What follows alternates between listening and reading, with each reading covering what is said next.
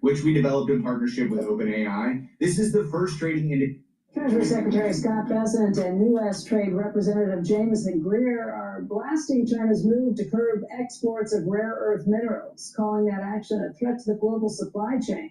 Joining us right now for the latest is Michael Silver, the CEO and chairman of American Elements. That is a private U.S.-based company that distributes advanced materials, including rare earths. And Michael, thank you for being with us today. My pleasure. Let's talk a little bit about what you do. You're not somebody who's actually mining for these rare earths. You are someone who is a distributor. What has the global supply chain looked like over the last recent months? What's been more difficult? Well, we're actually manufacturers. One of the sales guys in the company said we have 1 foot in the mine and 1 foot in the cell phone. So we're processing what comes out of the mine to produce the materials that the company can use to make things. And this process actually on the export licenses began on April 4th. They restricted 7 of the rare earth materials. They just added another 5 about a week ago. And it's very different from the past because what they're doing now is restricting just the rare earths. There's a handful of them that are critical to both commercial technology as well as military technology that really account for no more than 1% of a rare earth deposit. The bulk of rare earths, cerium, lanthanum, neodymium, that make up to 90% of the deposit, are unrestricted.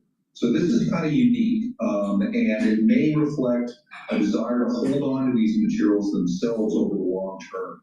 And it's going to create some issues, I think, for the U.S. government. Yes. I mean, that's on the one hand, it looks like they are doing this because they're trying to put pressure on the Trump administration for tariffs or for restrictions of semiconductor chips. On the other hand, if this stuff is that rare and we had a hold of it, would we be willing to share it either? Exactly. Well, and their military applications. So you can imagine, Deng Xiaoping said decades ago, the Middle East has oil, we have rare earths. They view it as a national treasure. And the thought of somebody using their rare earths to cause them, defense issues and military issues, you can understand where they're coming from. I appreciate it. But there's a lot of things they can do, and they've done many, many very clever things in the past. And the one that we're concerned about, at least from the U.S. government standpoint, is they reduce the price of cerium and lanthanum and neodymium and praseodymium, which is the bulk of the rare earth deposit, to a very, very low number. And then they maybe even discontinue some of things like dysprosium and terbium, ones that are used that are very rare and are used in military applications. Because the result of that is all these new mines that are trying to be funded right now, you've got some of them listed on your screen, are going to have some real difficulties because they're going to be operating in the negative. Even Mountain Pass, old mine, may find itself in the negative. And that will require U.S. government subsidy to maintain that mine in operation. That's devious. Well, it is, but it's the reality of the national defense system. When you've met with the Trump administration, what have you told them? This came up. This potential issue. We did an advisory letter to it's a confidential letter we do to our customers, where we advise them of this concern. And I think the government has been prepared to be in a position to subsidize the Mountain Pass mine in order to get the terbium, dysprosium, scandium, and yttrium, these ones that are essential for military technology, guidance systems, for lasers, many of the technologies. And they are the rare earths. And China may just decide not to sell them at all in order to maintain their own, military footing.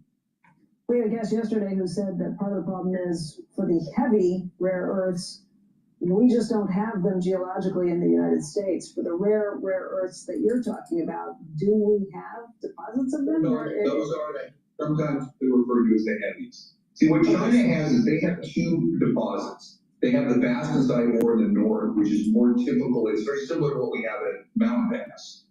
But then they've got these ionic clays in the south that are loaded up with the heavies, and we don't have those ionic clays. So they're in a very, very good position on the heavies.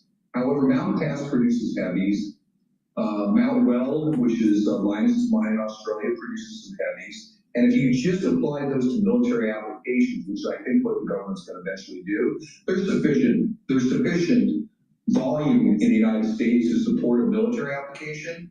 But again, what could happen is that Syrian land and the Neodymium could go down a very low number, and Mountain Pass won't be able to operate profitably. And the new mines that are everyone's trying to fund right now, they will definitely not be able to open profitably if they do this. So I'm just trying to figure out what this means. If you think that there is enough there for our defense capabilities, what other applications are going to get shut out? What companies are going to get shut out? What's the fallout? Well, it's going to have an impact on electric cars because there's dysprosium in the neodymium iron boron magnet, which is it's critical to electric cars. Laser technology. There's going to be quite a lot of commercial technology that's going to be burdened by this. Meaning that EV growth is going to be even harder than we already are learning? Correct. It depends. Again, this is... Hey traders, welcome back to the Trading View channel. In this video, we're introducing our new AI indicator, which we've developed in partnership with OpenAI. It depends. Again, this is just something you try to project what could happen. And China's done some very, very clever, I won't go to all the historical things since 2008. They've done some extremely clever things with pricing. Occasionally they raise them up because they want something to happen. Sometimes they drop them next to nothing. There was one time when what they did was they made them extremely low in China and higher outside of China in order to encourage companies like General Electric to move their plants to China. And that was with the WTO action in 2012 that they lost because they had this price differential and the WTO said, you can't do that. So they've used a lot of methods, and you got to anticipate creativity on their part. Wasn't it that they were dumping rare earth metals back in 2002 that caused the Mountain Pass mine to shut down to begin with? Well, dumping, they just drop the prices. They don't have to dump. Right. They have That's what I mean. They're dropping prices so much that it no longer makes it commercially viable. In a capitalist when you system. have 15% of a deposit in your boundary, because that's just the way plate tectonics happen to work out for you, you have control of the pricing on that material. If your prices go to the moon, everyone's going to follow, right? Shareholders would have an uproar if they didn't follow. If they go down below your cost structure, you got to find a way to get there. So does this entire industry need to be nationalized? Your shop included? I would say, like I said, we've got some deposits in Wyoming that should be mined. They're excellent deposits. We have Alaska, a UCorp site. Who knows where Greenland's going to go? I think those have to be treated as national priorities, and there will be government involvement, some government subsidies. In essence, Mountain Pass has been nationalized because the U.S. government now owns a majority share in it. So I think there's a trend towards sovereign control over these materials, but I don't know if the mines will actually be that.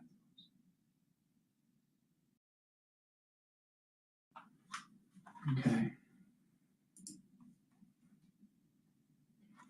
Hello, my name is DrPaulCottrell, and we are live streaming on Rumble, YouTube, my website, the-studio-reykjavik.com, and doing a simulcast on X Spaces. Please subscribe to all my channels. I have 5 channels on YouTube, Brighteon, Bitchute, and Rumble. You can follow me on X and on GETTR. You can also be a subscriber to my Substack and my Patreon channel. You can also follow me on TikTok. So there's many modalities to follow my work. Please subscribe, share the links, ask your social media to follow me. I greatly appreciate it. All these videos are for free, and I give you my perspective on the news and how to navigate through the tumultuous markets and tell you how to improve your health and wellness. Today, the market is trading right now at 6,699. There's a little bit of a resistance level in the intraday trading at 6,700 for the S&P 500. I still have a year-end target of 6,800 to 7,000 for the S&P 500. The support level is at 6,500. The near resistance level is at about 6,800. But intraday, we have a resistance level of 6,700. So VIX is still a little bit elevated. It's at 20.63, and the Japanese yen is trading at 150.82. As long as the yen doesn't get close to 145, you're okay. And I suspect that if there's no negative news about tariffs between the United States and China, the VIX should start to go down, and we should continue a melt up with the S&P 500. The euro is trading at 1.16. Oil is trading at 58.31. It was trading between a range of 60 to about 65, and now it's trading below the 60 range. So near term, 60 is a resistance level and a support level at about 57, 56. It can't stay there for very long because eventually the oil producers will shut the well, and then inventories will start to decline and the price will go up. So this is probably a good time to buy. Natural gas is trading at 3.036. It should be trading at about 3.2. Part of the reason is that there's an oversupply, and it's tied to the suppression in energy in the futures market because the oil is below 60. So natural gas should, in the end of Q4 and the beginning of Q1, should be trading at around 3.4, 3.5. But again, it is all predicated on the news about tariffs. So that, you gotta watch that pretty closely. Bitcoin is suppressed. It's at 111,000. BITO is at 18.26. I think there's a lot of market manipulation with Bitcoin. You know, it's very capricious, and it's not something that is that trades in a normal fashion. Right? I think there's a lot of market manipulation. That's my take on it. So right now, I would do a little bit of dollar cost averaging into the S&P 500 because of the tariff news that came out last Friday. And we should see the S&P 500 get to about 6,800 to 7,000. Once it gets to those points at year end, then we need to reevaluate and take a look at the price structure and understand the potentiality of an AI bubble. I don't think it'll burst this year, but it might burst next year. So we have to pay attention to that. Well, thank you for joining. I greatly appreciate it. If you take a look at the great products that I offer on my store, you'll be able to stack them in a certain way to help slow down the aging process, and you'll be weathering the storm of the fall and the winter. You're going to be able to boost up that immune system. It's really important. Now, I have a lot of great products that will help to do this.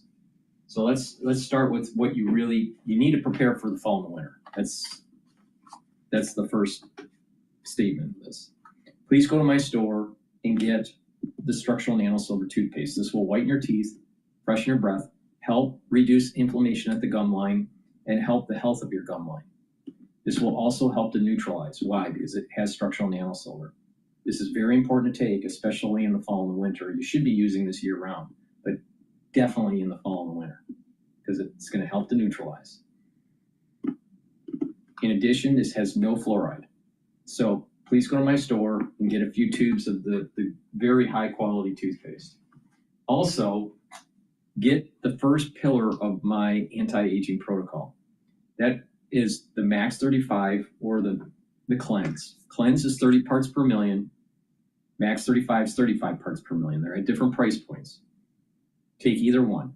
Take a teaspoon a day, swish in your mouth, gargle 20 or 30 seconds, and swallow. What this will do is improve the health of your oral cavity, your oral pharynx, which is in the back of your throat, and maintain a mucosal barrier and help with the health and maintenance of your epithelial cells. That's really important because what's coming in the fall and the winter attaches to the epithelial cells. So what you want to do is keep those healthy, and you want to neutralize and you want to maintain that mucosal barrier. Super important. You can take this year round. I've been taking this protocol for over 5 years, every day.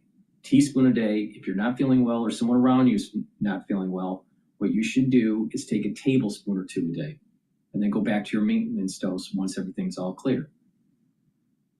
But take it every day, and what this will do is boost up your immune system. So please go to my store, get the Max 35 or the Cleanse, get the toothpaste, use discount 5, all caps, discount 5, and you get $5 off any order. Another great supplement stack to take is the magnesium and zinc. You should be taking magnesium and zinc every day. But if you're not feeling well, take a double dose. Take one in the morning, take one in the evening. Magnesium and zinc will boost up that immune system. It'll also help with brain function. Magnesium increases the efficacy of vitamin D3. So there's 3 benefits to taking the magnesium and zinc. Vitamin C and magnesium will help with your skin, boost up your immune system, help with brain function, and increase the efficacy of vitamin D3. Stack these together. You should be taking these every day to slow down the aging process and to boost up that immune system and your brain function. But especially take it this fall and winter. It's super important. So please go to my store, the-studio-reykjavik.com. Again, use discount 5 and you get $5 off any order. All right, I want to play some of the Supreme Court hearing of the Voter Rights Act.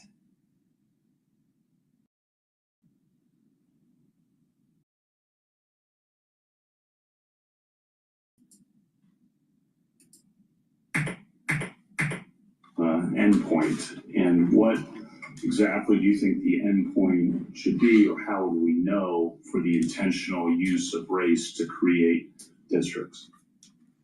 Now, this ruling has the potential to undermine, if not completely overturn, a core provision of the Voting Rights Act intended to ensure Black voters have adequate representation. I'm joined by a terrific group of reporters right now, and David Chalian. I'm going to start with you, and I am going to start by showing our viewers the maps that we're talking about to Louisiana specific. There is the GOP drawn map, which has one majority Black district out of this. All right, I'm only a minute in to this video. Okay, just a minute in. Let's rewind it again. Let's rewind it. Let's just replay it. Listen very carefully. We do start at the Supreme Court and a monumental case that could transform federal elections for decades to come. Arguments are about to wrap up in the case over Louisiana's congressional map and whether The state can draw that map in such a way to ensure that minority voters are fairly represented. The two likely swing votes, Chief Justice John Roberts and Justice Brett Kavanaugh, appeared likely, just in the way they were talking and asking questions, to ban states from considering race when drawing. Now, think about what the word she's using, ban. Now, think about how they demonize the executive branch under Trump, saying that when he uses his authority, it's authoritarian, but it's constitutional. All right. If it's not constitutional, he gets sued and then he has to backtrack. All right. But when he's doing something and it's heard by the court and the court agrees, it's constitutional. That's how our system works. All right. So it's automatically assumed that when Trump does something, until it's litigated in court, it must be bad. All right. Now, Congress or certain states may have issued a law that may actually be unconstitutional.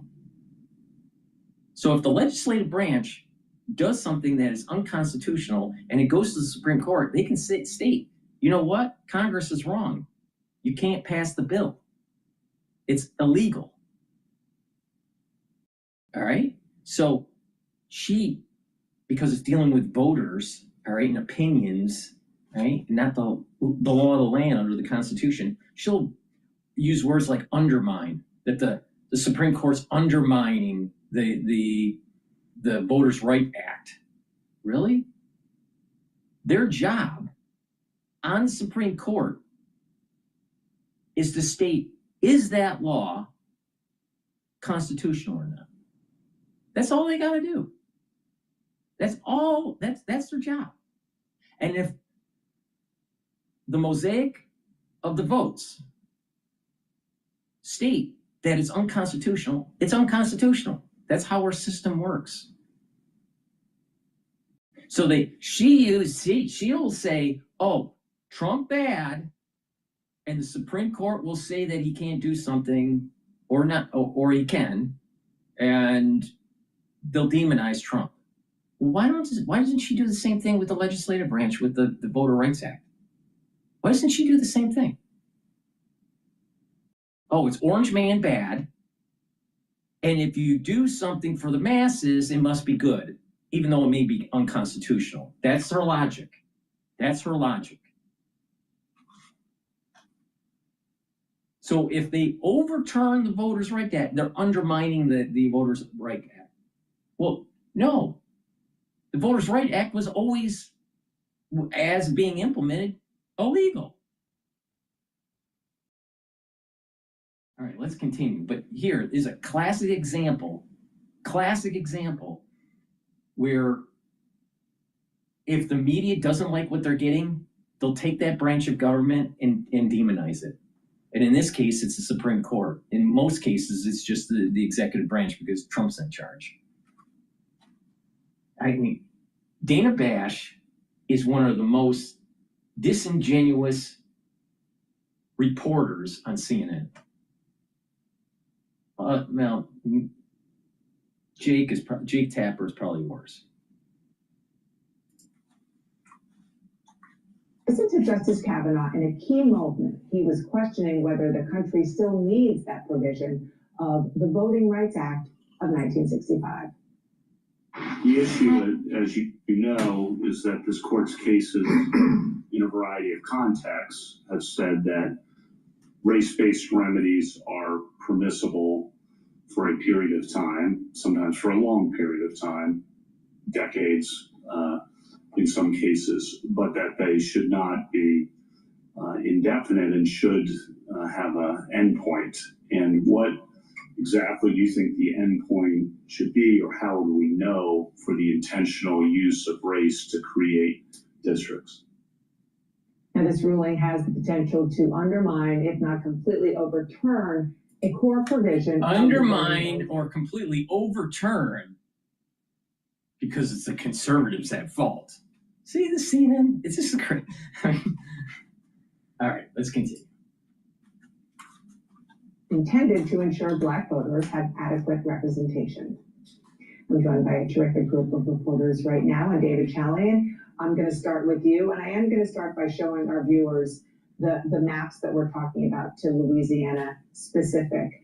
There is the GOP drawn map, which has one majority Black district out of the 6 districts. It combines Baton Rouge and New Orleans into one, and that means that Shreveport, it would be a Republican seat. The current map is what you see on the right. There are 2 majority Black districts out of 6. And what you also need to know is approximately 1/3 of the population of the state of Louisiana is Black. So I want to talk about this, but also, as you do so well, why it matters for the entire country. Yeah, I mean, I don't think we can stress the importance of this case enough. And I know there's always danger in reading the tea leaves of oral argument and where a decision will be here. But given that this has been a sort of a John Roberts hobby horse over the years, I think it's pretty safe to imagine where the court may end up here, which is sort of gutting these the portion of the Voting Rights Act that would impact this kind of congressional district drawing. You could, it is not. It's bottom line. How can you do districting based on race? That's the whole point here. The whole point. How can you do a district based on race?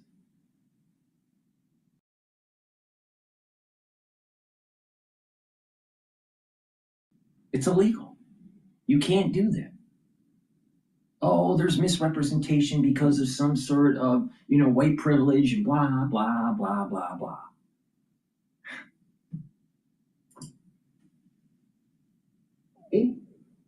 That Republicans may be able, is in the South where this has been applied, maybe gain 12 seats out of this whole redistricting Well, on that process. note, we have from the sources, the Fair Fight Action Black. So what they've been doing, the Democratic Party, you got to remember, the Democratic Party only has about 500 counties in the United States. Over 3,000 are Republican. 500 Democrat, over 3,000 Republican. What the Democrats have is that they've in the blue states, they've created these districts that give them a stronghold, especially in high density areas. Now, I said a long time ago that a big reason why there was illegal immigration and that there were sanctuary cities in these blue states is because these blue states are hemorrhaging population. And they need to bring illegal immigrants in to be able to get funds for education, to get federal funding for programs, and to eventually give amnesty so they maintain representation in Congress, because it's based on population. These states are losing citizens. So they have to play games with the census, with illegal immigration, and an amnesty, and blah, blah, blah, blah, blah. All right?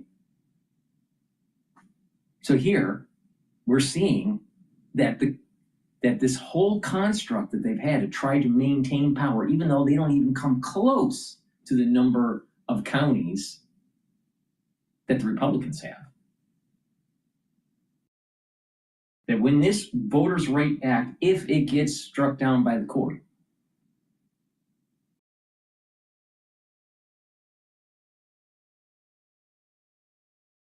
is going to show to the American public that this country really is Republican and not Democrat.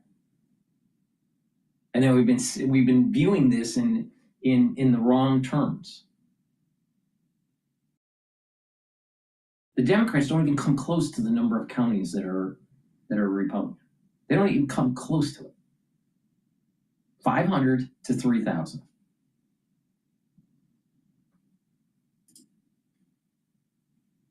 Think that Democrats could lose up to 19 seats. Yeah, I mean, there are projections that are that high. So what you're talking about is, And if that does happen, next year, and if that does happen, then this pendulum that's swinging away from the liberals to the conservatives will increase. This country will be a country of God, country, and family. And there's going to be a new conservatism that will take place in this country.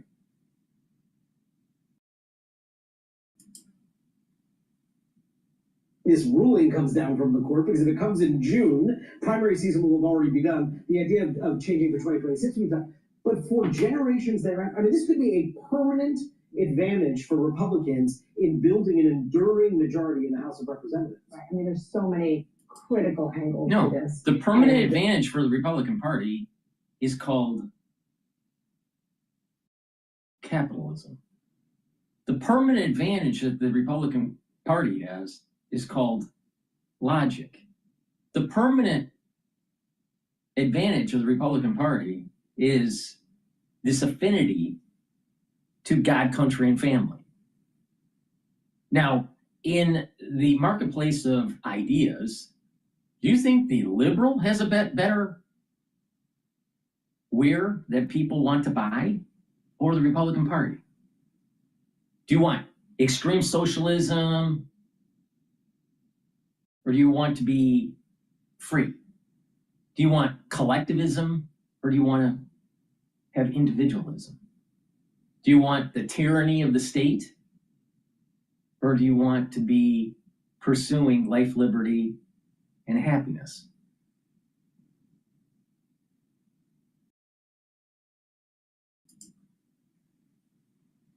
The way that the House of Representatives would look would be different in terms of numbers, but also the way it would look in terms of race and representation would be very, very different. And Tia, David mentioned Chief Justice Roberts. If you go back to 2007, and one of the opinions that he wrote, he said, the way to stop discrimination on the basis of race is to stop discriminating based on race. I mean, that is a Ninja One is a unified IT operations platform that combines endpoint management, patching, ticketing, backup, remote. based on race. I mean, that is a lovely thought. Mm-hmm. And the question before the court is whether the United States of America is there right now.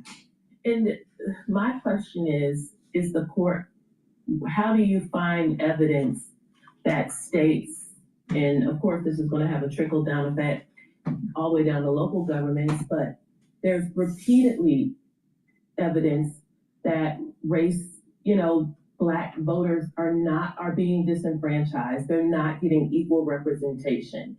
So even at that Louisiana map, when you're talking about a state where I don't know what the fuck she's talking about. Because think about Detroit.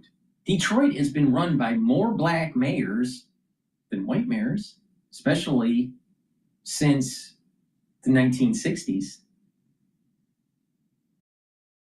New York currently has a Black mayor. What is she talking about? That there's not equal See, it's not about equal this is where she's missing the point here.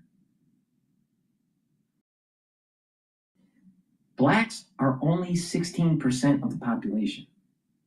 Now, in some areas, locally, you may have a higher population. Some states or some cities may be as high as 33% or 35%. There's more Blacks in New York than there are compared to the actual average in the United States. 16 to about 33 or 35. Certain states may have some higher levels of Blacks. But that doesn't mean that all 33% of the Black population has the wherewithal to be a leader. Why do you assume that they do? There may actually be better candidates that are coming from a different race. Now, but there's Black senators and Black congressmen already. So this idea that they're not getting represented is not true. Now, they want equal representation. What do they mean equal? Equal in terms of number of representatives that are white in Congress versus the number of representatives that are Black? Well, your population doesn't even come close to the Caucasian population. So statistically, it won't happen. But the thing is that not all of the population, white or black, has the skill sets to be a leader, to be a representative, either at the state level or even at the federal level. So it may take some more time for the blacks to have the skill sets and the connections, the business connections, to be able to climb the ladder. It shouldn't be given to them. And they can run in a Democrat. Here's the thing: is they can run in a Democrat primary, and if the Democrats don't want to vote them in, is it because of their race, or is it because of their policy, or their personality, or they don't have the connections, or whatever? It's a multifactorial problem. Politics is a complex game. It's not so simple as, as just, you could have the best idea, and if you have the bad personality, no one wants you. You could have a great personality, but a bad idea, and no one wants you. So if they don't have any good ideas, no one's going to vote them in. It's about merit. It's about the idea. It's not about the color of the skin. It's about the skill set.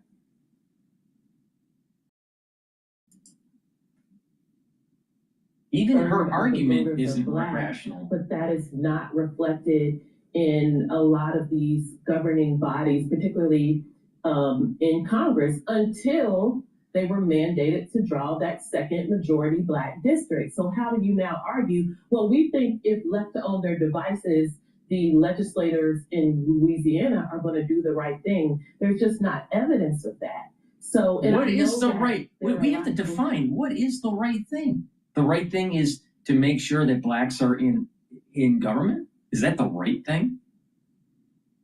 Or why don't we have the right idea coming from a candidate to be representing their constituency?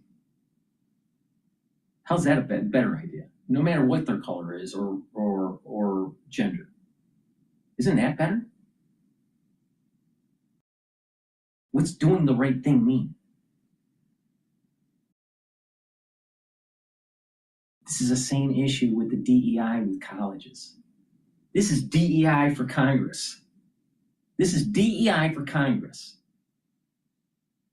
They don't have the skill sets to get to Congress, so we got to play with the numbers to try to allow them to get in. All right? Does that mean that you get better representatives? No. No. It's the same issue. This is DEI for Congress.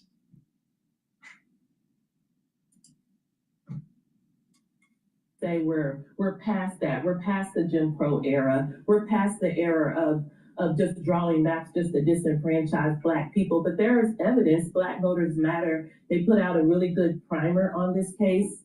And they talked about that there are, Republican operatives that were helping draw maps in multiple states that talked about using race as a factor in how they drew lines in certain states. So Republicans want a map that will benefit the Republicans. The Democrats want a map that's drawn to benefit the Democrats. If blacks want to be represented and you're in a red state, don't you think maybe you should be Republican? Maybe you'll get better representation in Congress. Maybe the idea of a socialist is just bad. Maybe collectivism is bad. Maybe not having an affinity to God, country, and family is bad. Maybe aborting over 65 million fetuses since the 1970s is bad. Maybe not pulling up your pants, brushing your teeth, and making your bed, and going to school and learning something. If you don't do all those things, that's bad.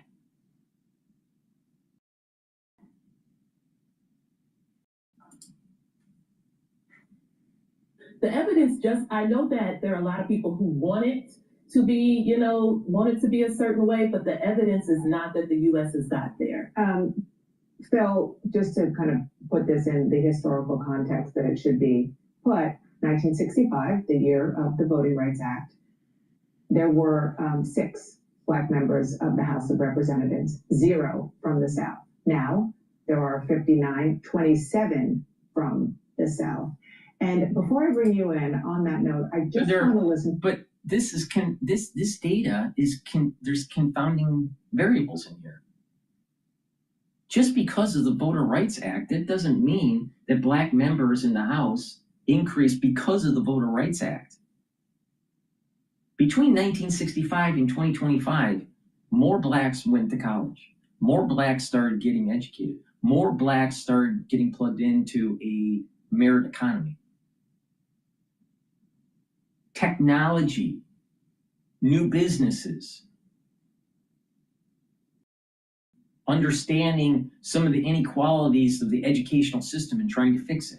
Those are all major variables that would have increased the Black representation in the House. So why do we assume that the Voter Rights Act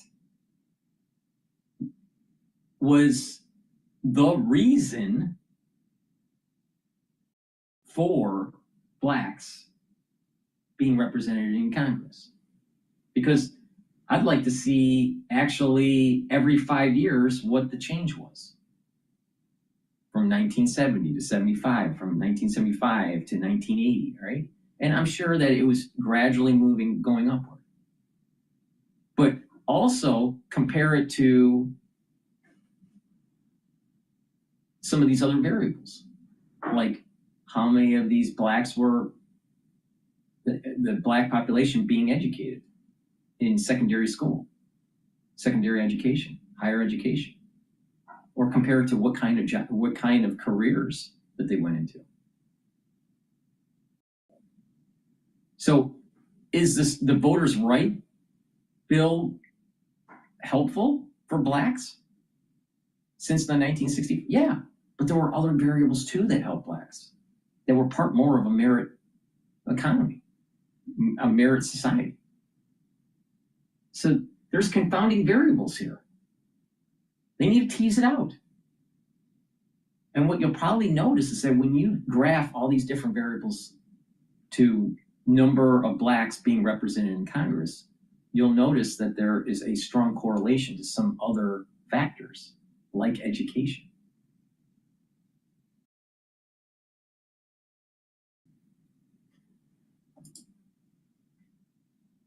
A little bit more of what happened in the Supreme Court this morning, which again, these arguments are still going on as we speak. Elena Kagan asked a representative who was arguing for the NAACP Legal Defense Fund what the impact would be to eliminate the Voting Rights Act provision that they're talking about. I think the results would be pretty catastrophic. If we take Louisiana as one example, every congressional member who is Black was elected from a VRA opportunity district. We only have the diversity that we see across the South, for example, because of litigation that forced the creation of opportunity districts under the Voting Rights Act. Bill. I think what Apartments.com helped me find a place I never want to leave. And neither do my friends. Find your place on Apartments.com. Why did no one tell New York drivers about this new rule? If you are currently insured, drive less than 50 miles a day, and live in a qualified... I think first to start with that point, you talk to Democrats who have been working with members of the Congressional Black Caucus. There is a palpable fear that the CBC, which is an extraordinarily powerful and I think historically very relevant group of members in Congress, not just the Democratic caucus, the House writ large, that could be taken down by as much as a third if this ends up going in the direction that Brett Kavanaugh seems to hint that it's going. It's significant, it's transformative. So let me get this straight. So it's really not based on merit. It's really not based on ideas. It's based on drawing up a certain map to get a certain outcome.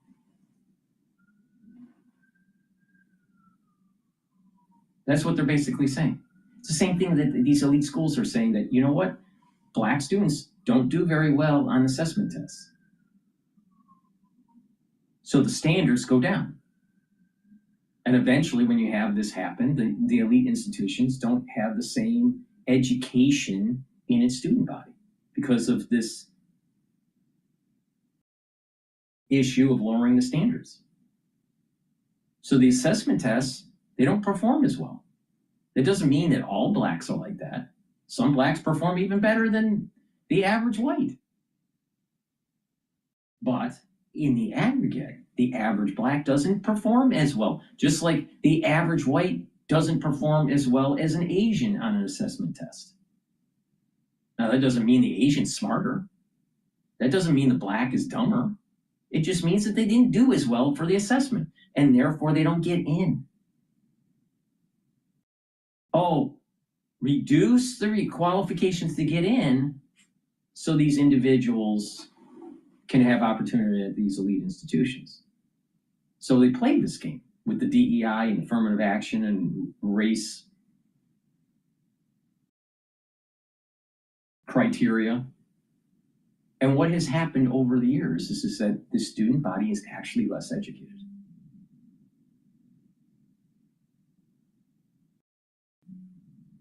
So are we really getting good representation in Congress? Because you got to remember, when you send a congressman or woman, black or white,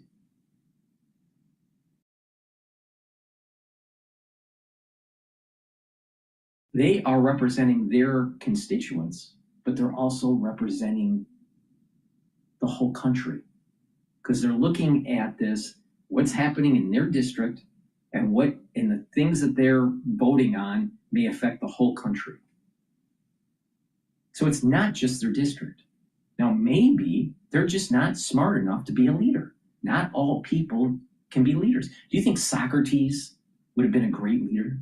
Probably not. Was he an intelligent individual? Yeah. Probably a lot more intelligent than you are. All right? So the thing is that certain people may not necessarily be the best leader.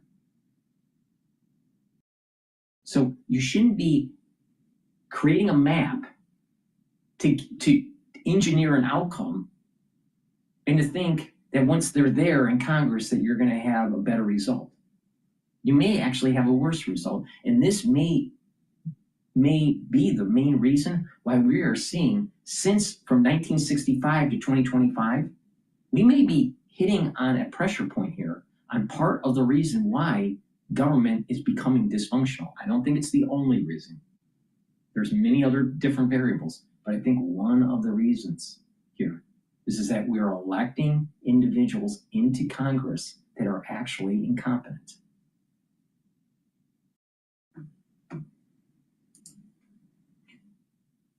It's like the 60th anniversary of the Voting Rights Act, but it's also not happening in isolation. I mean that in two kind of critical areas. One, the kind of progression driven by the conservative legal movement of a project that has been years long, and they have been very, very forceful in their efforts to get to this point, to whittle away at this specific section of the Voting Rights Act over the course of several court cases over the course of several years. This would be kind of the... It should be based on merit. It should be based on merit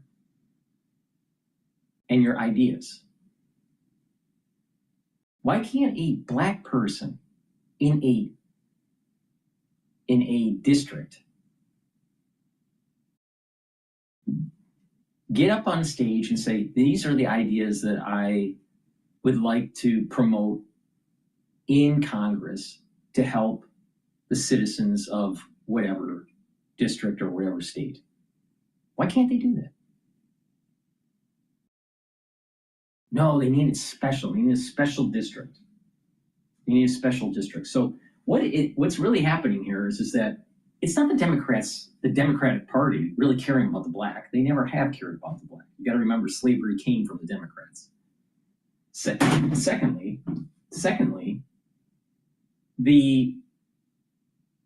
they see this as a loss of power. The Democrats are seeing this, oh, wait a minute. This is a shift of power to the Republicans, and we need to demonize it because it may disenfranchise the black, even though they don't really care about the black. If they cared about the black so much, then why haven't they fixed the plight of the Black community. Because they haven't. They don't care. And the sad thing is that Blacks have been hoodwinked to believe that the Democratic Party actually cares about them.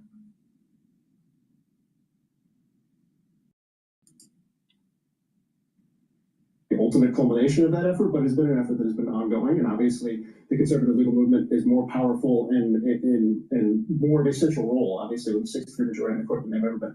The other is kind of the cultural moment, the political moment that we're in at large, where the pendulum has swung dramatically away from diversity, equity, inclusion issues, race issues in general, in terms of the Trump campaign, Republicans, I think culturally kind of mainstream, that has been the case.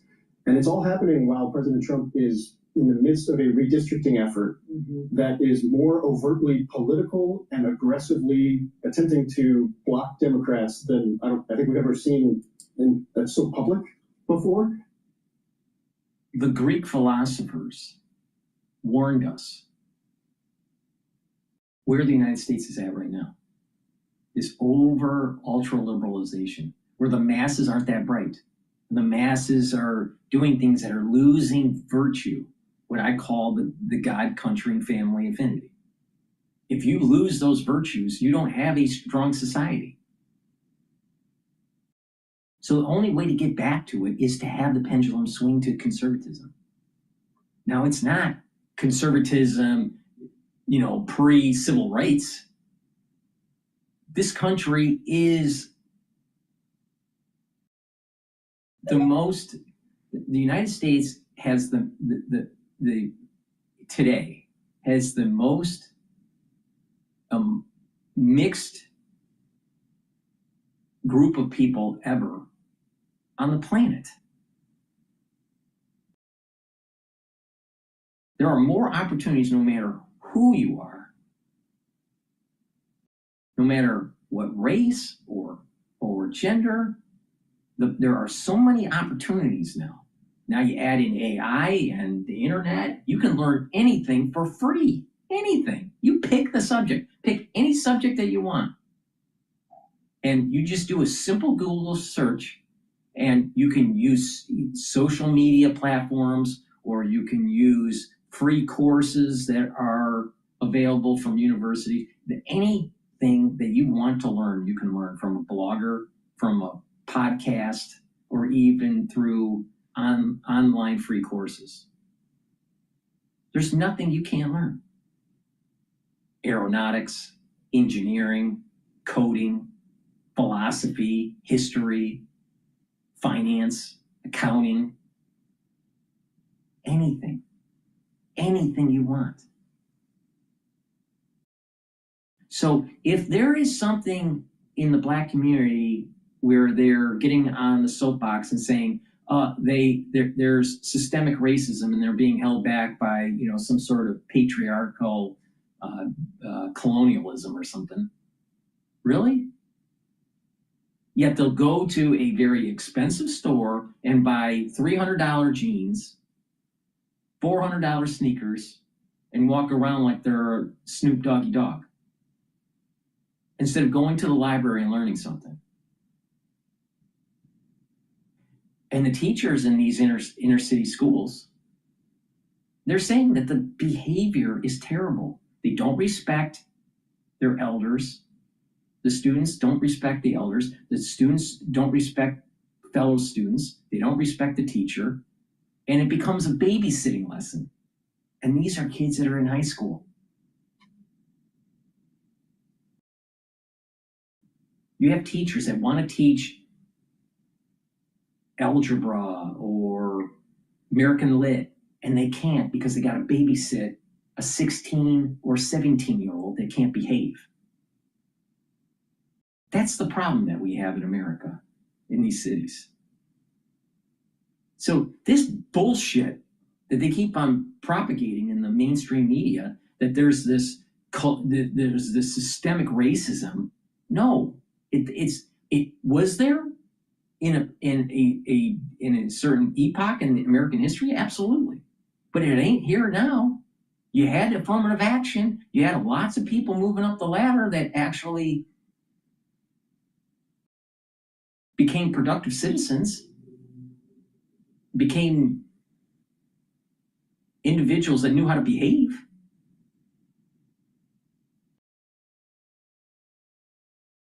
And you also got to think generationally. You think an immigrant that comes to the United States legally, right? Think an immigrant that comes to the United States legally is expecting that they're going to turn into a billionaire like next week or the week after or even in their lifetime? You got to think generationally. You got to think that, okay, you work hard, you get your kids into school. All right, those kids are well behaved, they have ethics, they have the God, country, and family affinity. They try to do good within their community and raise children and move up the ladder. And when you're looking at things in a generational way, then that's how you rise up. But if you think like Snoop Doggy Dogg, you think that everything is, purchase now, pay later. Everything's on credit. Everything is immediate. You're never going to rise up. You'll always be a slave. Always. And slavery isn't based on being black or white today. Slavery is based on being in debt. People that are in debt are enslaved.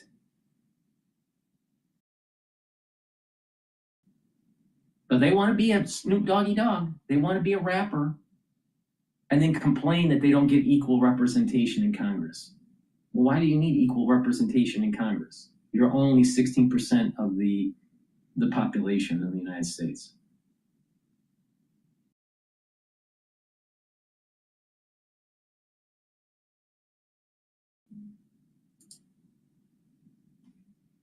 And this is all happening at the same time as this case is playing out. And I think it underscores the stakes here for a decision that seems likely. And this is, to your point, Catherine, this is a court that was put in place to meet the cultural shift that Donald Trump has been pushing in because he got the opportunity to put 3 people on the court in the first term. That's absolutely right. This is Donald Trump's Supreme Court in a lot of ways. He wanted a more conservative court. So it must be Donald Trump that's moving that pendulum. Maybe it was the ideas of the ultra-liberal that pissed off so many people that conservatism is coming back. This country is turning more conservative, and it's a good thing. It's a good thing. Now, you got to be careful, though, because a lot of conservatives do have an affinity to religion. And people need to be wise and not have hubris. You got to remember, in the Constitution, there's freedom for religion and from religion. And this is the problem that I had with Charlie Kirk. He proselytized too much, all right? There's no one religion that is superior to another. Judaism isn't superior to Christianity. Christianity isn't superior to Judaism. And Judaism and Christianity is not superior to Islam or Buddhism or Hinduism. No religion is more superior than the other. They all have their benefits and they all have their drawbacks, and is based on certain cultural criteria. And this is the reason why our founding fathers were so wise. They realized you need to have freedom of religion, but also from religion. All right? There's an implicit understanding of the First Amendment, and that implicitness is freedom from religion. So what will happen as this pendulum over the decades moves more towards conservatism, and there will be a small section of the society that will become ultra-conservative. Just like you have ultra-liberal, you'll have these ultra-conservatives that are really pushing their own agenda. They're pushing their own religiosity, and not realizing that them pushing their own religiosity is eroding the Constitution. This is why I keep on saying the Constitution is more important than anybody. The Constitution is more important than your life, more important than your kids, more important than the President of the United States, more important than Kavanaugh, more important than CNN, more important than anything. Why? It's really simple. Because that document guarantees rights and liberty and the pursuit of happiness for future generations. Because when you're dead and gone, no one's gonna fucking care. The Constitution's not gonna care. It's the zeitgeist of the moment. And that's why we, to perpetuate, we need to hold true to the ideals of the Constitution. The body, in a way, is kind of like, let me give you an example. Our DNA is like our Constitution, all right? And it morphs a little bit, and you know, it mutates, and it evolves over time, right? To adapt to a new environment. And there's new laws that are on the books and taken off the books, and there's, you know, the legislative process wax and wanes, right? The DNA of the Constitution is similar to the DNA of the human being, all right? And it doesn't care. The DNA doesn't care about the body. All it cares about is propagating itself into the future. The code is more important than the body. Just like the human, the citizen, is less important to the Constitution. The Constitution's need to continue on into the future is far more important than the citizen. Just like the body is going to perish, but the code of a family continues on. All right. So what's more important, your kids or the code in your kids? It's the code in your kids, not your kids. It's the same thing with the Constitution. Now, people would, you know, if you're an egoist, you would disagree with me, but that's nature. That's Mother Nature. That's the law of the jungle. It's about the code. The code needs to keep on moving forward. That's the drive. Now, if you look at ultra liberals, they're all about nihilism. They're all about, you know, stopping kids, stop having kids, stop procreating. We got to save the planet. We gotta lower our carbon footprint. They want to kill the human race. They want to kill the code. The ultra liberals are like code killers. But you think about conservatives. What do we think? You're thinking like you're a sheepdog, right? And you're trying to protect the herd and the future generations. You don't see that in ultra liberals. Ultra liberals are very self-centered, very self-centered. And I have seen that there is a change in the zeitgeist within the Harvard community, the alumni. There's a change. There are a lot of liberals, but it's peppered with some conservatives, and the conservatives are starting to uncloak and starting to become vocal. And so what you have is that to save the country, you have to have these conservatives start pushing back rhetorically and say, you know what? Liberal philosophy, postmodernism, this idea of self-centeredness from the baby boom generation is not going to sustain us for the next 250 years. And that we need to come back to a time where we have virtue. Now, what the blacks interpret that as is, well, this is unraveling civil rights, and then they're going to take rights away from citizens. No, that's not the case. But it is about merit. It is about getting on the field and doing your best for your country, for your family, and not expecting a handout.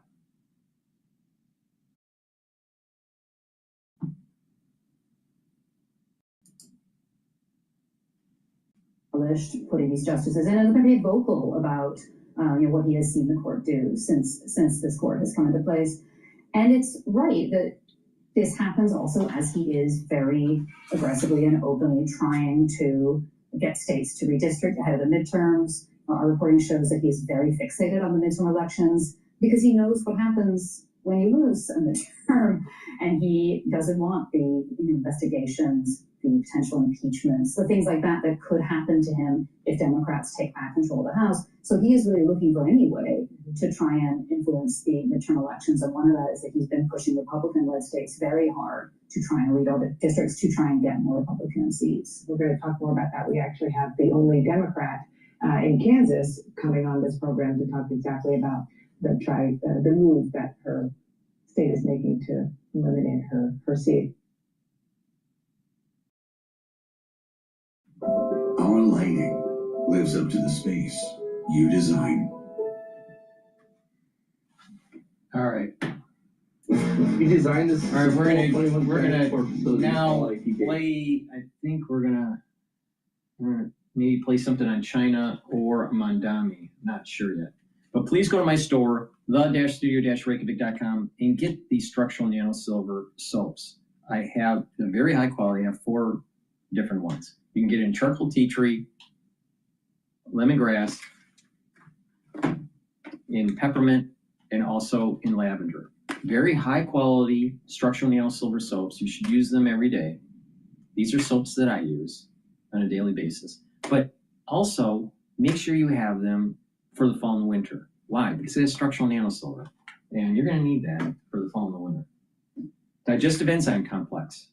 Very important to help with the health of your pancreas. It helps to digest. It'll help to break up proteins, carbohydrates, and lipids. Help with that digestion. It also has bromelain to help with breaking up clots, and the proteolytic enzymes that are in here will break up glycoproteins. Really important for the fall and winter. Resveratrol will help with youthful gene expression, soak up free radicals, and help with the health of your mitochondria. Resveratrol is really good in helping with the basal layer of your skin. This is part of the reason why that people take resveratrol to look young. It stacks well with C60, NAD+, and ubiquinol. You get the max benefits from resveratrol when you stack it. Now, you should be taking this every day. I've been taking it for many decades. Olive leaf extract. This is dual purpose. This will help with your immune system and your cardiovascular system. It brings down inflammation and it helps with your lipid profile. And when you do that, you're reducing plaque formation. Another great supplement to help with cardiovascular health is omega-3. Again, bringing down inflammation and controlling your lipid profile. When you do that, you have less LDL that's oxidized, and less oxidized LDL means less plaque. This is super important. Plus, when you bring down systemic inflammation, you're also helping with your immune system. And omega-3 reduces the over-stickiness of your red blood cells. And I'm really sure that people are going to have clotting issues during the fall and winter. Why? It's called the S1 and S2 subunit. Myotrol. Myotrol will help to build muscle. Once you turn age 40, you have a different type of gene expression. Your epigenetics change. And you can't build muscle as easily as when you were younger. Well, Myotrol helps with building muscle and maintaining muscle. Do some resistance training and take the Myotrol. It has polyphenols, flavonoids, and lignans to actually help with the gene expression to build muscle. So please go to my store and get the Myotrol. Stack this. Stack it with the digestive enzyme complex to help with the health of your pancreas. Myotrol to help with your muscles. Olive leaf extract to help with your cardiovascular health and your immune system. Resveratrol for youthful gene expression, because you don't want to be a stupid liberal. And omega-3 helps with your cardiovascular health.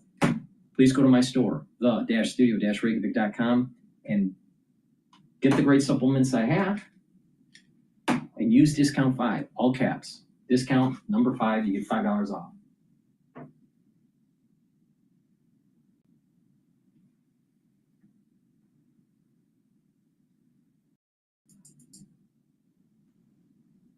U.S.-China trade relations tensions are flaring up again after China imposed even tighter export controls on rare earth minerals. the Trump administration, saying it will set price floors across a range of industries to combat market manipulation by China.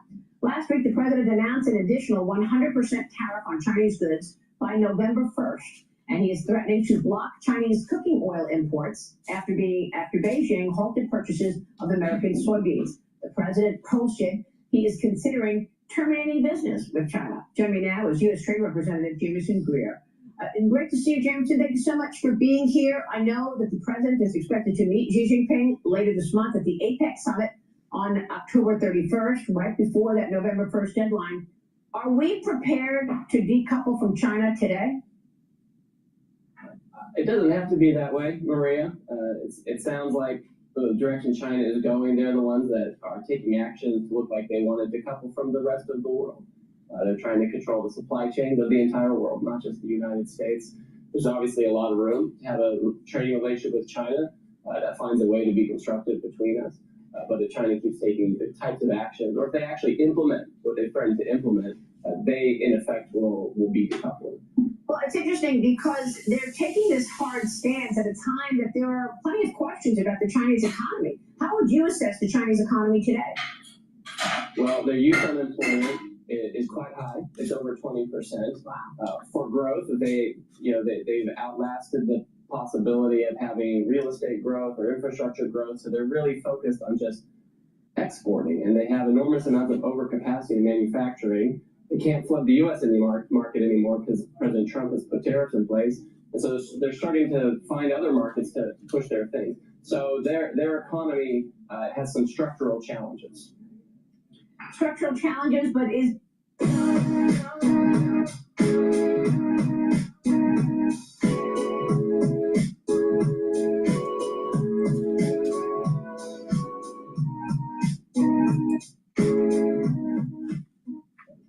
Structural challenges, but is it growing the way that they say it's growing, 4 and 5%?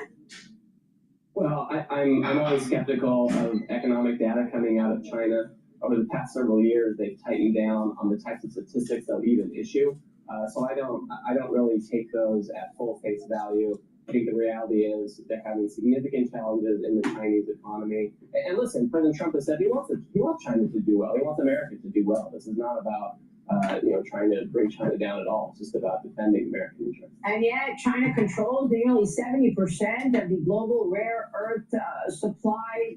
I guess the refining part of it, raising questions about the leverage that we have here. What's the leverage of the United States, and how long will it take to wean ourselves off of that dependence on the refining of these rare earth minerals? Well, with respect to your latter point on rare earth minerals, I think you know that the United States made an equity investment into the Mountain Pass mine several weeks ago. The president recently signed, an order to have a road built out to Ambler Road, which is an area in Alaska where there are critical minerals.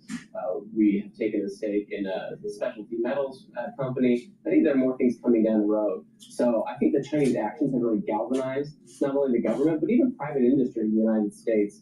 You saw J.P. Morgan earlier this week announce a $1.5 trillion fund to invest in manufacturing in the U.S. for critical sectors. So, the U.S., both private and public, I think is on their way to really diversifying and de-risking from that leverage situation. And how long do you expect that to take? We've talked in the past about how you and your colleagues and the president has been really monetizing the U.S.'s balance sheet by doing what you just said, taking stakes in various companies. I understand taking a stake in Mountain Pass to get that refining expertise. Walk us through the president's thinking on this monetizing of the balance sheet. Well, when you take a look at how the United States has approached its industrial production over the past 30 years, it's really just allowed, globalization to determine, where capital and production is happening. And on net, it means it's been happening in China, Southeast Asia, and Mexico to some degree. And so the president, he understands that we are way overdue for a course correction. And so, he's taking what frankly is a light touch on the economy because we want market mechanisms to work as much as possible. But imposing tariffs to protect domestic production here, putting, the imprimatur of the U.S. government on important companies and sectors, making sure that the world knows and companies know that the United States is going to stand behind those critical sectors. Right. So will there be more stakes in public companies in that regard, in rare earth related companies? I mean, it's possible. The main thing we're looking for is to have our own ability to obtain rare earths. That's what we're looking for. And ideally, if you have a private company that's able to do. I wish that damn noise in the background during the interview there was gone. All right, let's go to Bloomberg here. But before I do, please go to my store, the-studio-reykjavik.com. Get the vitamin D3. This is a cofactor for gene expression. It also helps to get rid of cells that need to go into apoptosis because they're infected. It also helps with cardiovascular health and building bone density. Do some resistance training. But get the vitamin D3, especially for the fall and the winter, because it's really important to mitigate what's coming. So please take my advice, get this vitamin D3, go to my store, the-studio-reykjavik.com, take it for the fall and the winter. Don't get your cells to go into apoptosis so it can get rid of infected cells. Super important. All right? Super important. Go to my store and get the vitamin D3. All right.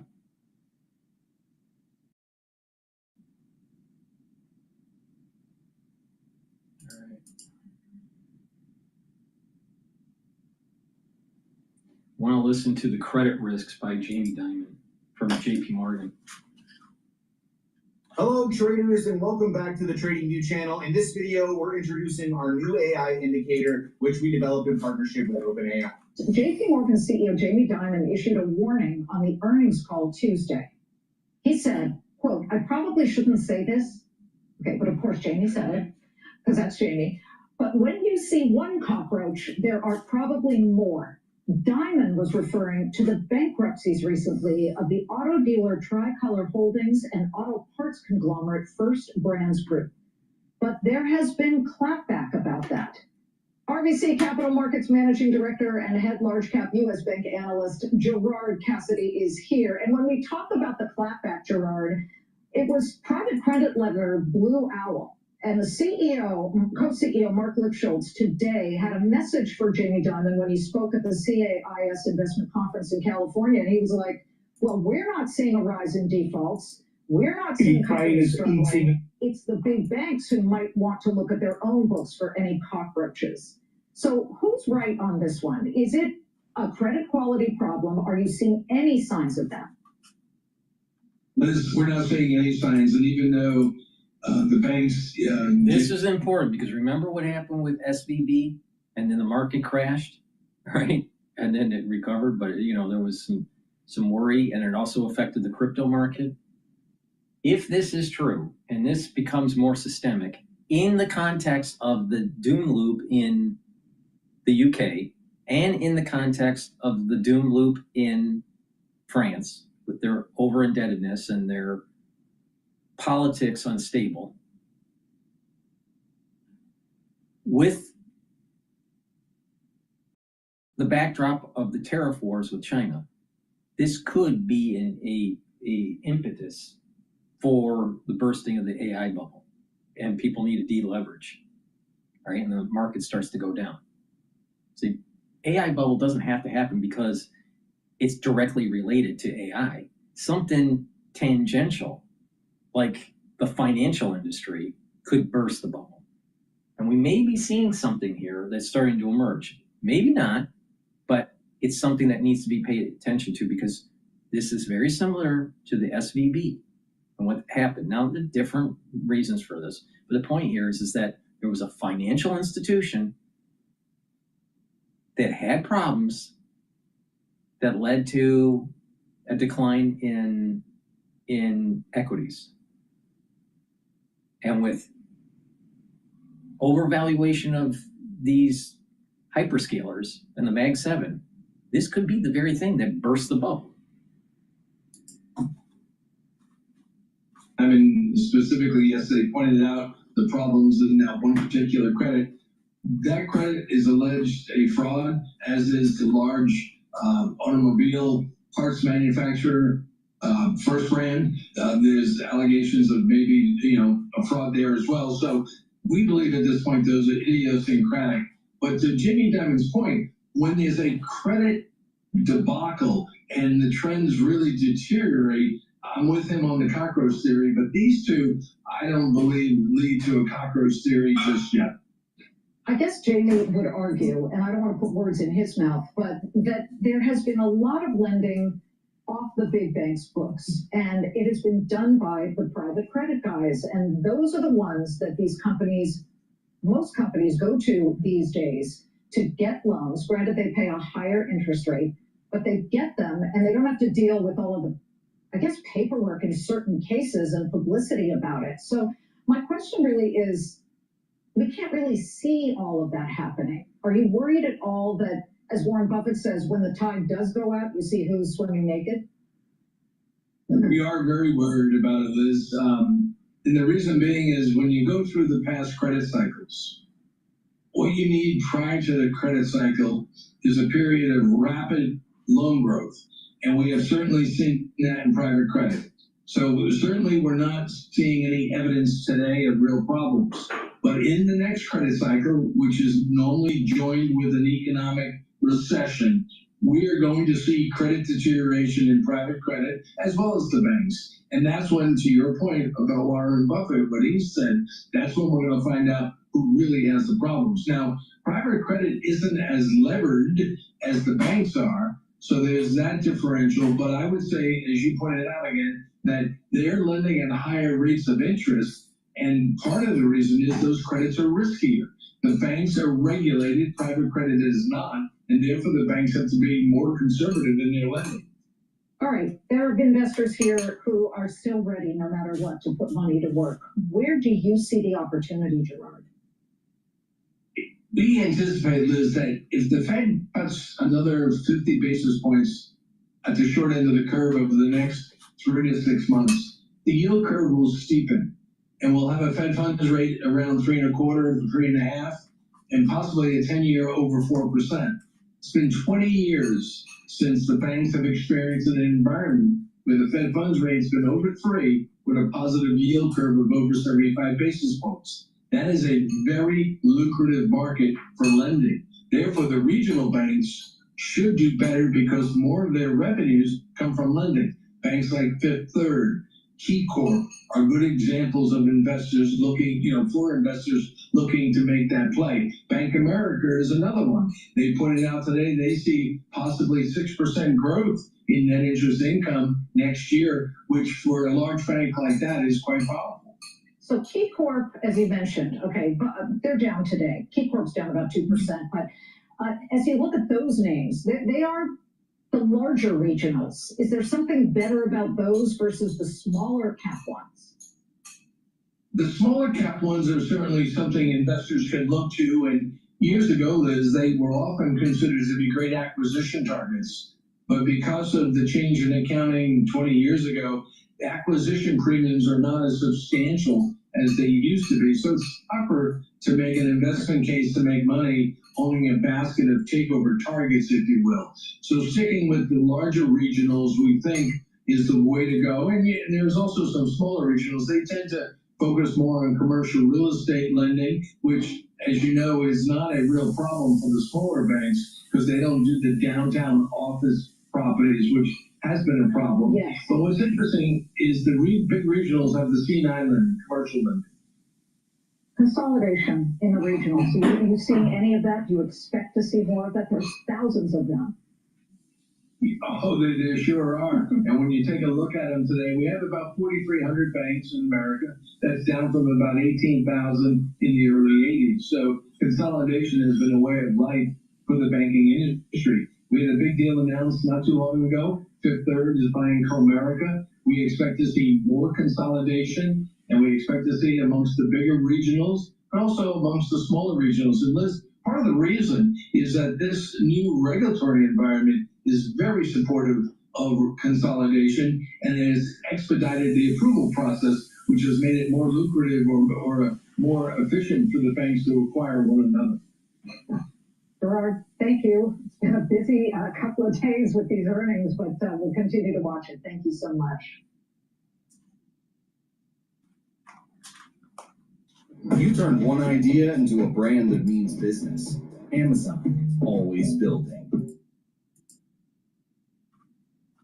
This very significantly at the moment with their, they've taken probably, it's estimated 40% of Russia's oil production offline, to the point that 2 weeks ago, the Russians had to admit that they have for the first time started importing petrol. So, you know, the Ukrainians are doing fantastically well against all the odds. Thanks for being with us. It's the evening edition. Estonia, Finland and Sweden have pledged to increase spending on the purchase of US weapons for Ukraine at a meeting of NATO defence ministers today.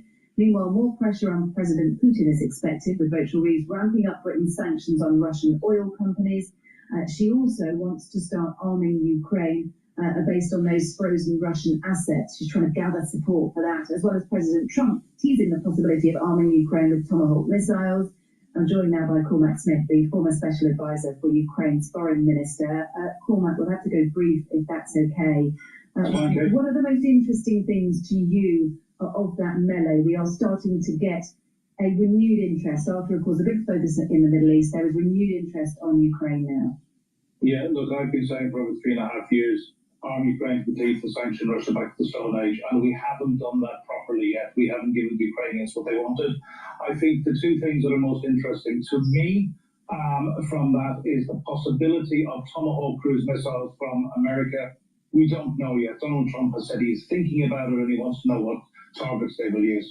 Tomahawks alone will probably not be a game changer, but they will be a very, very significant addition to Ukraine's arsenal, and it will put more and more elements of Russia's logistics chain, such as their oil industry and their supply camps, under at an extreme peril. And they don't have the range of the new Pelican missile the Ukrainians have developed. They will be used in, if the Ukrainians get them, they will be used in conjunction with that. But my understanding is they are probably more accurate and more stealthy. Stealthy being they are very, very hard for the Russians to detect on the way in and shoot them down. So I really, really hope that they get the Tomahawks. The second, I think, is really broadly on sanctions. There's been too much talk about freeing up this 200 billion of frozen Russian assets and giving it to Ukraine to allow them buy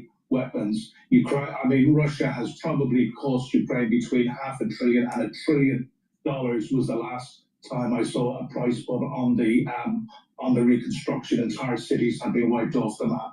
But also to finish the sanctions properly, to go after the shadow fleet, and also to go after those countries with secondary sanctions who are still buying oil from Russia. Yeah. I could just say that Russia still earns in excess of $20 billion every month from export of oil. That's what's fueling their war effort.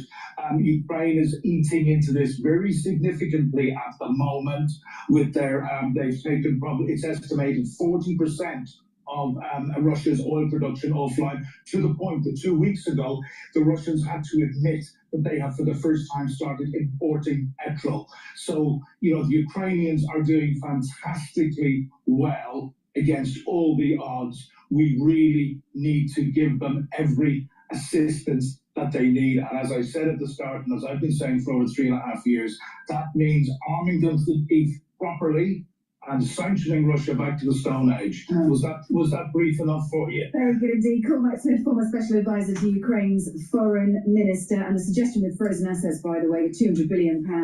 Please go to my store, the-studio-reykjavik.com. Get the zeolite.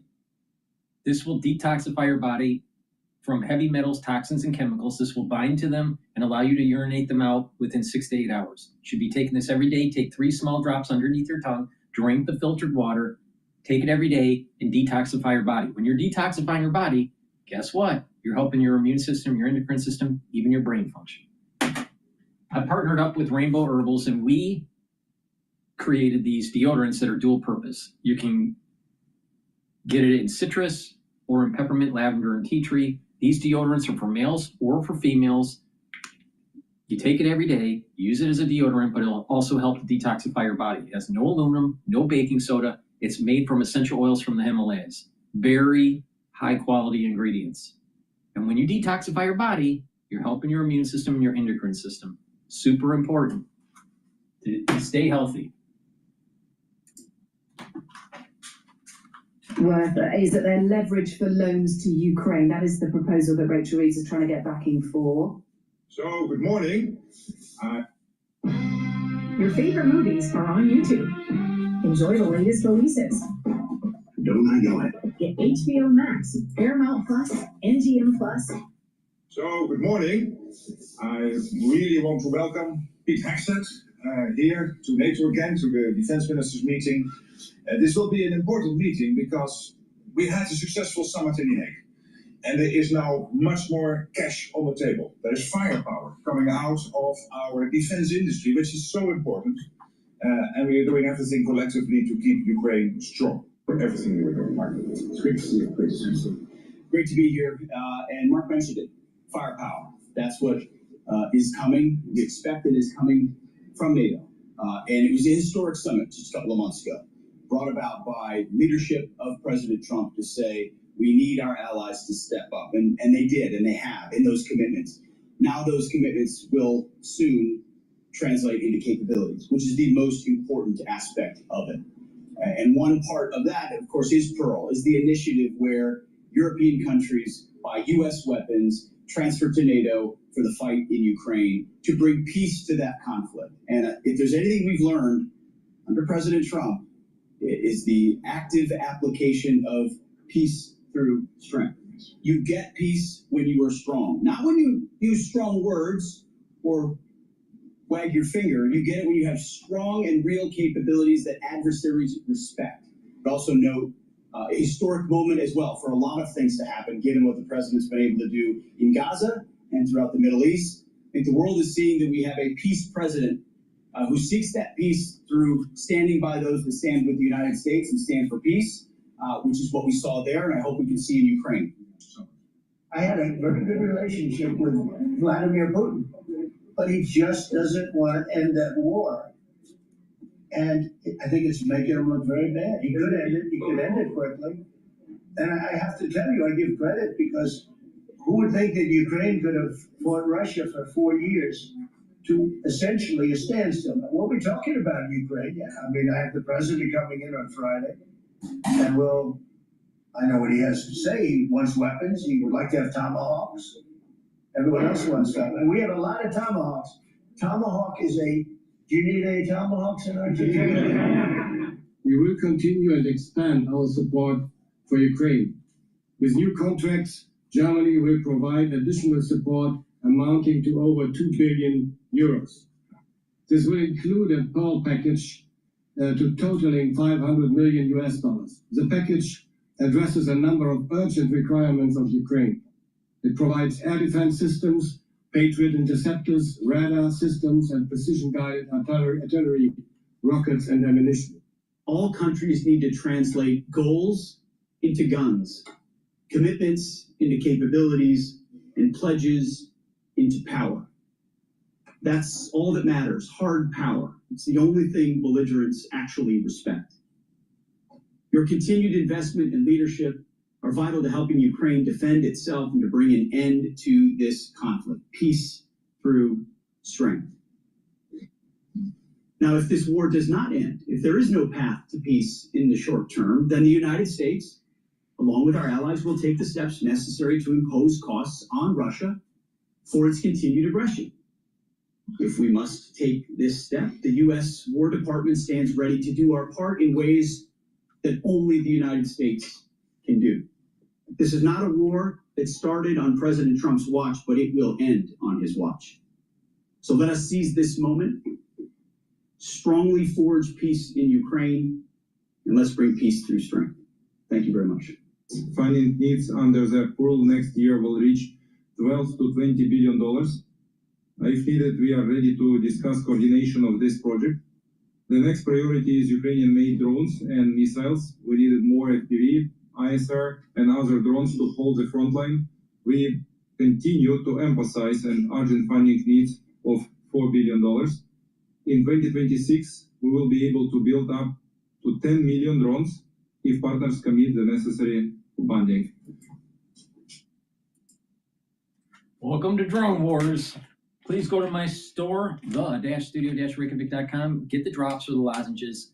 Be prepared for the fall and the winter.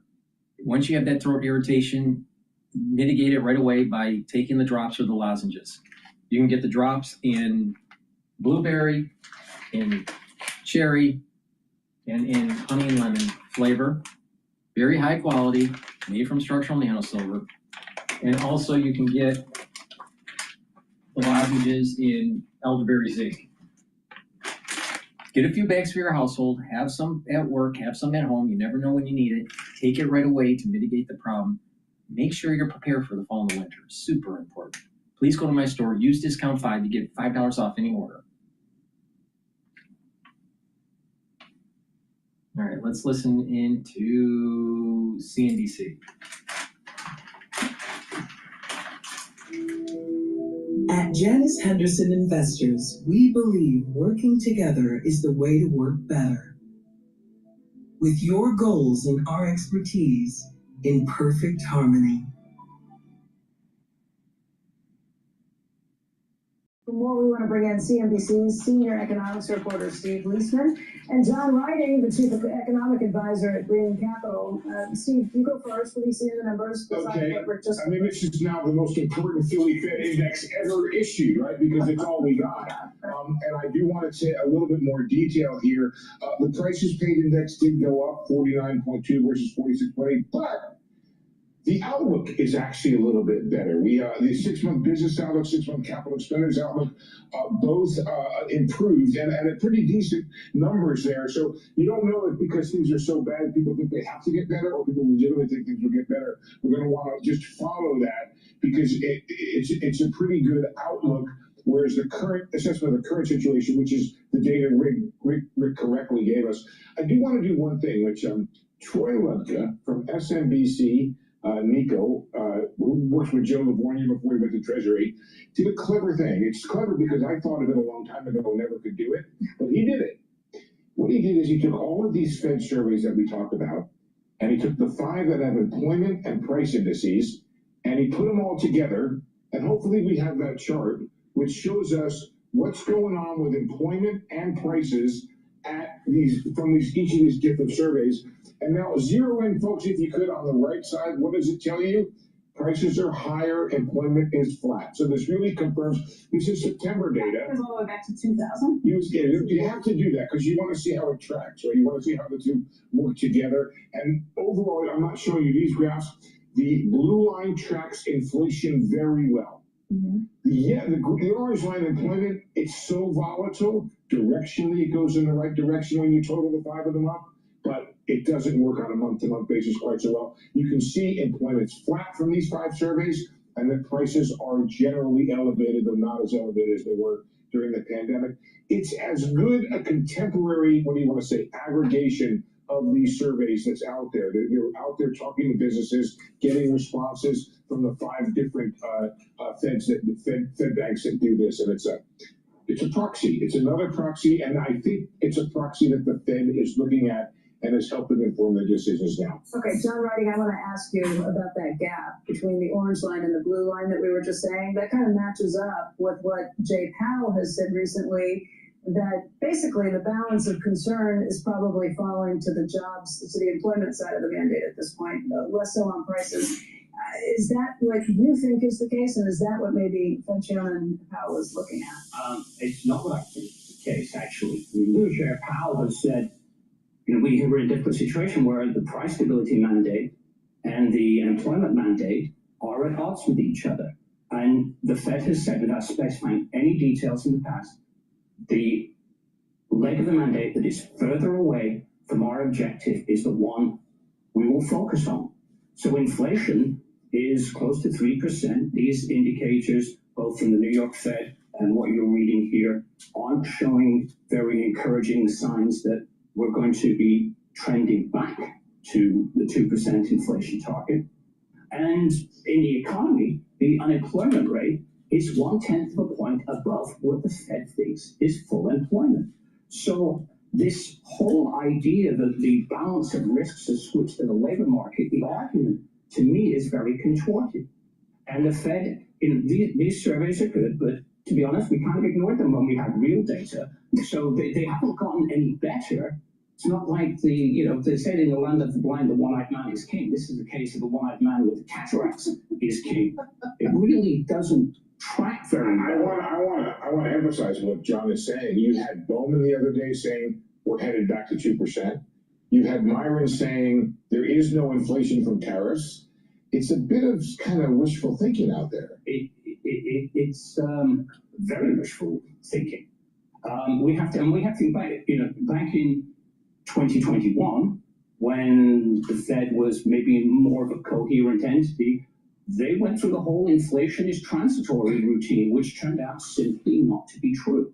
So we're in a situation where we seem to be headed headlong. Market surprise in last hour, I looked 98% chance for a rate cut on October 29th. Headlong into easing policy while inflation is headed in the wrong direction. The Fed tells us inflation expectations are anchored, but the University of Michigan survey, another indicator that we get, it says the 5-year expected inflation rate is 3.7%, which is nearly double the Fed's official target. So I do not get why the focus, well, I mean, I can do, but we probably won't talk about that, why the focus is on cutting rates to address labor market weakness, which, by the way, is what the Fed did for 100 basis points between September and December of last year. They took out insurance at that time for potential weakening in the labor market. The best way to not worry about your blood pressure is what? Don't measure it. Don't measure it. Unfortunately, it's a silent killer, and so is inflation. And you don't want.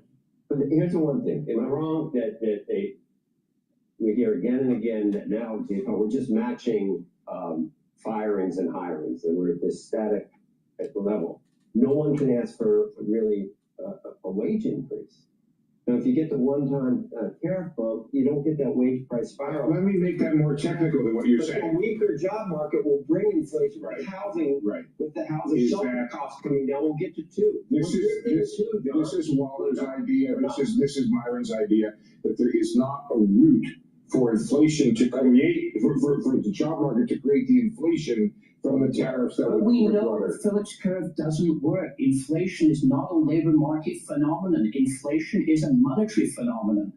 And that was something that Milton Friedman made clear back in his 1968 American Economic Association.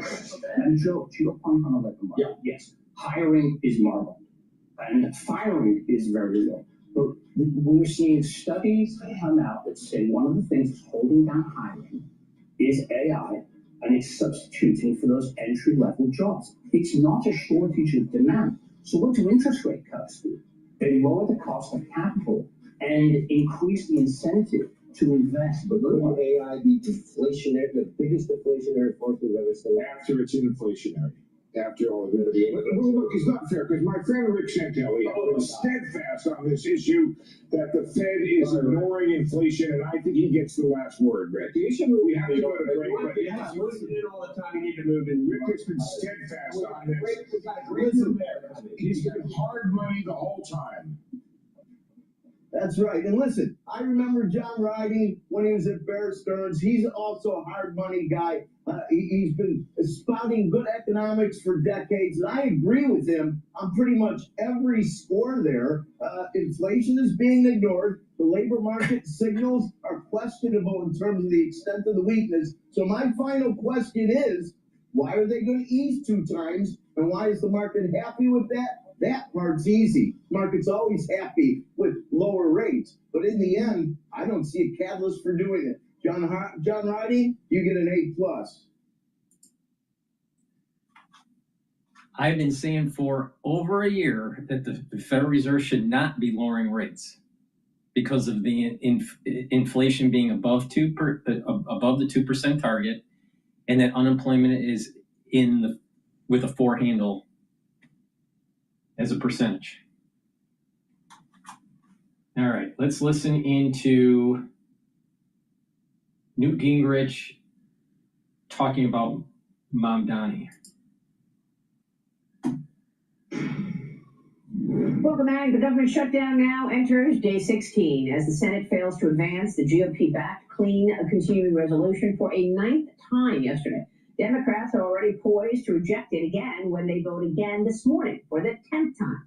My sources are telling me that they are waiting for Saturday's No Kings rally in Washington before any movement is made so that they can discuss fighting Trump. Party leaders trading shots on Capitol Hill yesterday, blaming one another for the shutdown. Meanwhile, the Speaker of the House, Mike Johnson, remaining concerned about keeping service members paid while the doors stayed closed in Washington. Watch. Not a good day on Capitol Hill, not a good day across America, because real Americans are feeling the pain due to the Democrats' political nonsense. One segment of the population that truly deserves better treatment than the Democrats are giving them, that is our military. Today, if it weren't for the bold leadership of President Trump helping us to protect our military, everyone needs to understand that 1.3 million active duty service members would be missing a paycheck. And by the way, all other federal employees, federal workers, and the Democrats have voted over and over to stop it. It also shows a very strong contrast between the party that is working for the people and trying to keep the government open and do the right thing, and the party that is engaging in all this nonsense. Joining me now is the former Speaker of the House and Fox News contributor, Newt Gingrich. Mr. Speaker, a pleasure. Always nice to see you. Thank you for being here. Give us your impact and analysis on this government shutdown. Well, I think the Democrats have decided on a strategy, partly to prove to their more left-wing elements that they're tough, that they're going to stand up to President Trump. And frankly, if you saw Schumer's comment the other day that every day it gets better, you can tell he's not talking about the families that aren't getting paid, the people who don't have money, the programs that aren't going forward. This is a very narrow and I think dangerous position for the Democrats to be in, because you end up ultimately, the Republicans have passed a clean continuing resolution to keep the government open, came out of the House, has no problems, except the Democrats just said no. You have to ask yourself, if they're willing to talk about issues after the government reopens, and they clearly, Senator Thune, Speaker Johnson, President Trump, are willing to talk after the government comes open, why is Schumer keeping the government closed? And I think ultimately this is bad for the country, and ultimately it's bad for the Democratic Party. And that's really where the issue is. I mean, if it's bad for the country, will the Republicans have to cave at some point and say, well, we'll do a temporary subsidies return or something to come to the middle, because President Trump is not going to accept this government shutdown for, I mean, how long can this go before somebody blinks? Well, I think when he was president the first time, that went a pretty long time. I think the president and the director of the budget, Russ Vought, are using this opportunity to reshape the federal government, to cut out various projects in Democratic states, and to shrink the government. So I'm not so sure that President Trump feels the heat. He went to the Middle East for an extraordinary trip that was historic. He's going to go to Korea for another key trip. He's staying very busy. If you watch his schedule, it's amazing how many things he does. And I don't sense that for him, his personal activities aren't shut down and they're not inconvenienced. At some point, it becomes a challenge. And I think that Speaker Johnson's right to point out that, everyday folks are going to get hurt. Yeah. There are people out there right now who would like to go to work. I have a good friend who's a research scientist. She can't go to her laboratory. It's driving her crazy. Yeah. And I think eventually we'll find a solution, but I don't think it'll be caving into the Democrats' demands. Yeah, no, I agree. And at some point, markets are going to start worrying as well. Don't forget, we just came off of a great quarter for the banks with capital markets activity soaring, IPOs and deals in the pipeline, but there's a ton more in the pipeline. And right now, they can't file for an IPO. They can't go forward on these deals because the Securities and Exchange Commission is closed. So, at some point, it becomes a real... Too bad.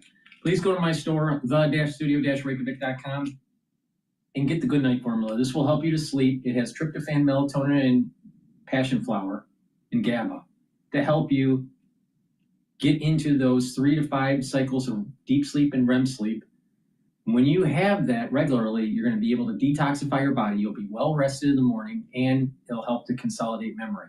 This is a great neurostack. Please go to my store, take it every night, drink it with filtered water. Vitamin B complex, very important to boost up that cellular metabolism. The first 4 B vitamins helps with the health of the mitochondria, so you'll have more energy. It helps with the electron transport chain to produce the ATP that you need for your cell. And vitamin B complex will protect your neurons. You need to protect your neurons, especially when you get older. And clarity factor, a very powerful neurostack to help you to concentrate on tasks. It'll get rid of that brain fog. It'll allow you to concentrate. And by taking this on a regular basis and drinking it with filtered water, what's going to happen is it's going to improve the neuroplasticity. Your neurons will build additional connections to each other. Those dendritic connections are going to improve. You'll be able to think faster, and your memory will improve. So please go to my store and get the clarity factor. So a great stack here, especially neurostack, the Good Night Formula, the clarity factor, and the vitamin B complex. And the vitamin B complex also boosts up your cellular metabolism. So please go to my store, get this stack, use discount 5, you get $5 off any order. It's the-studio-reykjavik.com. The link is in the description of this video and all my videos. Again, use discount 5. It's all caps, discount number 5. In terms of the economy as well. So we'll see about that. But you're right. I mean, President Trump has been working hard. He's got this peace deal, a massive achievement there, and he's going to South Korea and Seoul to discuss what's happening with China, with Xi Jinping on the sidelines of the APEC summit. What do you see as the breaking point here in terms of the China relationship? Are you worried that these aggressions are spiking again? Well, I'm not worried in the sense that I think, look, there's an inevitable competition between a rising China that wants to be a world power and the dominant world power. Historically, we've seen it happen before. Wilhelmine Germany rising against the British Empire, for example. It can lead ultimately to war, which would be a disaster, or it can lead to learning how to manage the conflict. I think that the president is confident that ultimately, economically, we have a much stronger hand than China does. And frankly, the Chinese are teaching us what we need to do, for example, with rare earth minerals in getting mines in the U.S., Canada, Australia, other places.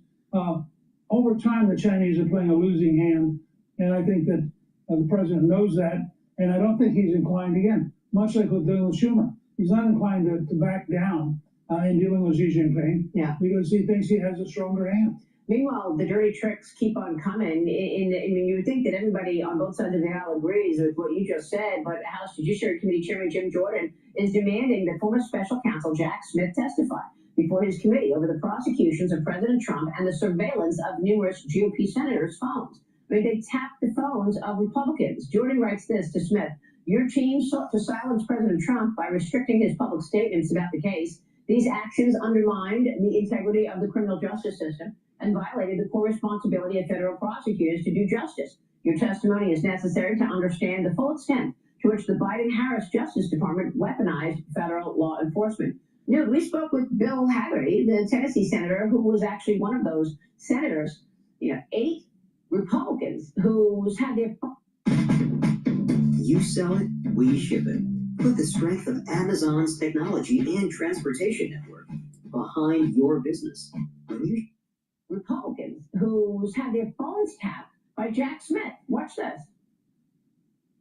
It's not the first time it's happened to me either, Maria. It happened to me when I was, again, in Trump's first election. I was a finance chair. I went into Trump Tower to help him in 2016 after the election. We were surveilled there. I think you may remember Michael Flynn was taken out through that process. Again, this was an Obama era surveillance. Now, this time in the Biden administration, they've decided to surveil 8 senators and a Republican congressman. The one thing we all have in common is that we're Republicans.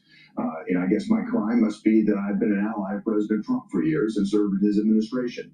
So it's just shocking that this would happen, that they would surveil our calls, that Jack Smith, just after putting President Trump under indictment, decides to come after his allies in the United States Senate. Sent a letter to Verizon, the carrier, on Friday demanding that they let me know why they'd done this. They said that they were operating under a subpoena. So in other words, the Democrats sent a subpoena to Verizon and forced them to release the records. That's what that seems to be the case according to Verizon's response to my query. So I want to find out exactly who it was that had that issue, who was working for Jack Smith, what the pretext was. There was no pretext. It was just that we were allies of President Trump. That's pretty extraordinary news. Look, Jack Smith is a peculiarly bad lawyer. He had 9 justices unanimously repudiate what he did in trying to destroy a Republican governor about a decade ago.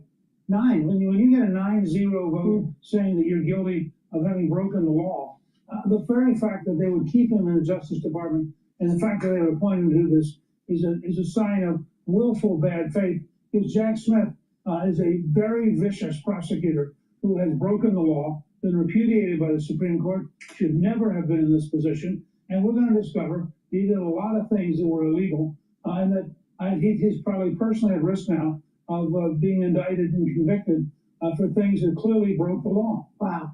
Meanwhile, let me switch gears to the New York City race for mayor. Zoran Mamdani joined Martha McCallum in Fox Studios yesterday. He refused to give any credit to President Trump for brokering the peace deal in the Middle East. Watch this.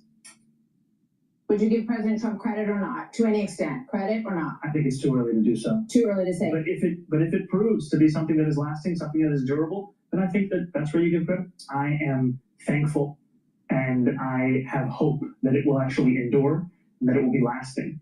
And I continue to have concerns because I've seen reports still, just in the last few days, that 5 Palestinians were killed by the Israeli military. And that's what gives me pause about issuing any kind of praise or celebration at a moment when it is still so in its infancy. Unbelievable. Newt, your reaction? Well, I mean, it shows you how radical Mamdani is. What we have is video of Hamas executing people in the streets of Gaza, seeking to reclaim power, and literally lining people up, having them on their knees, and shooting them in the back of their head. Wow. That's on video from yesterday. It's clear that Hamas is in danger of breaking up the whole thing. The president has indicated strongly that if Hamas goes this route, that he will back up, literally going in and destroying them. There are 8,000 or 9,000 Hamas terrorists who want to reclaim control of Gaza. They're going to lose. That was the real meaning of the meeting at Sharm el-Sheikh, where you had 27 countries signing up. And my hunch is you're going to see a remarkable support for getting to a peaceful region. And Hamas now is sort of the last stand. But we shouldn't kid ourselves. Hamas is very dangerous. They have not given in completely. And that's still a very dangerous case. Look, Mamdani is about as left-wing and out of touch with reality as any major candidate we've seen. And I think you're going to discover in the debate tonight, this guy is, President Trump calls him a communist. I would say he's a big government socialist with weird ideas. But having him as a leading Democrat is going to become a nightmare for the Democratic Party. Yeah, well, we'll watch that debate tonight. President Trump, meanwhile, had a beautiful ceremony yesterday awarding Charlie Kirk the Presidential Medal of Freedom on what would have been his 32nd birthday. Your reaction?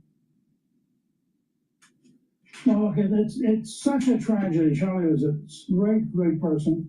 I remember we were at the National Convention and I did his show talking about the effort to assassinate President Trump. I look back on that and we had some pictures from that. I did his show many times.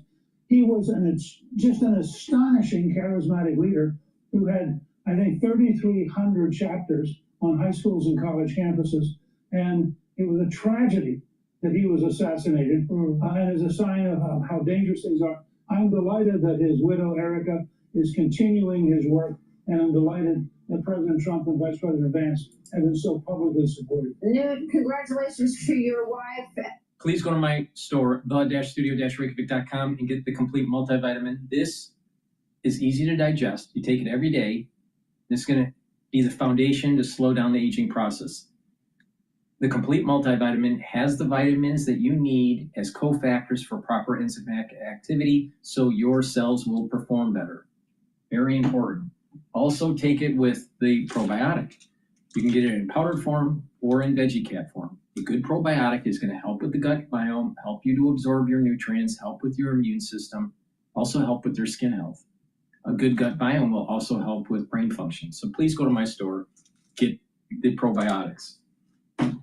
Also, get Gladiator barley. Gladiator barley will help you to build muscle. If you do resistance training, you take the Gladiator barley. This is a month supply. You can mix it with soft foods, filtered water, a smoothie, or even with milk.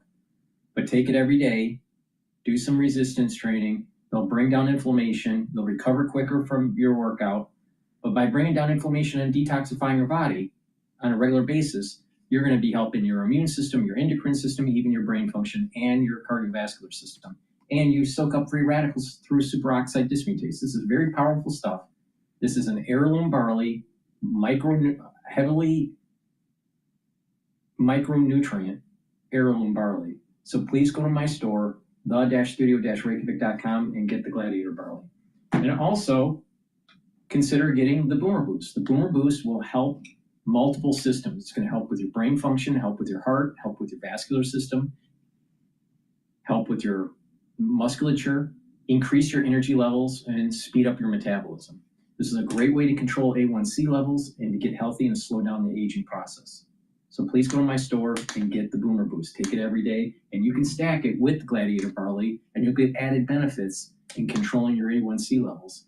And if you're an athlete, take it before or after your workout, and you will get strength benefits. But again, stacking this together, even if you're not an athlete, is super good for you to slow down the aging process and to boost up that immune system. Please go to my store, the-studio-reykjavik.com, and get the Boomer Boost. Make sure you use discount 5 to get $5 off any order.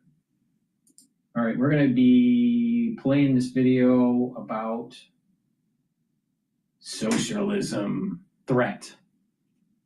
Right, this is Fox News.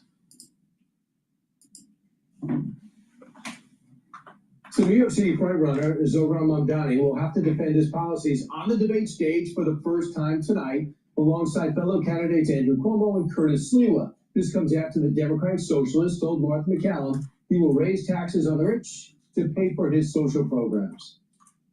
I believe these are the most straightforward ways that we can actually fund universal childcare, making buses fast and free. And I've said that the two clear ways to do so, raising personal income taxes on the top 1% by 2%, and raising the corporate tax to match that of New Jersey's corporate tax at 11.5%. If you're making $1 million in New York City, or more than that, you can afford to pay 2% more. I guess we can. Now let's bring in Fox business anchor David Asman. David, what do you think? Well, first of all, he talks about, it's all the rich that's going to pay for it. Right. One of the things that's going to happen with the free bus plan is going to cost the MTA. The MTA is the transportation agency in New York City. It's going to cost them an extra $600 million a year. How do you pay for that? You raise taxes in the taxi. Every time you get in a taxi in New York, you immediately get like a $5 tax. That's going to go up. What does that mean? That means that taxi drivers are going to be paying for it because they get less tips. You mean the ones who went on the hunger strike? Exactly. The ones that he has such heart for. By the way, that smile of his, I interviewed Fidel Castro a couple of times back in the day. He's long gone, but he was the sort of godfather of capitalism in the Americas. He had that same kind of sweet smile. It hides intent so well. He only answered one question, really. I mean, Martha tried, she tried. He only answered one question. He got her every time he avoided a question. He did it with a smile. Don't buy into that smile. He wants to make New York City affordable by taxing the successful.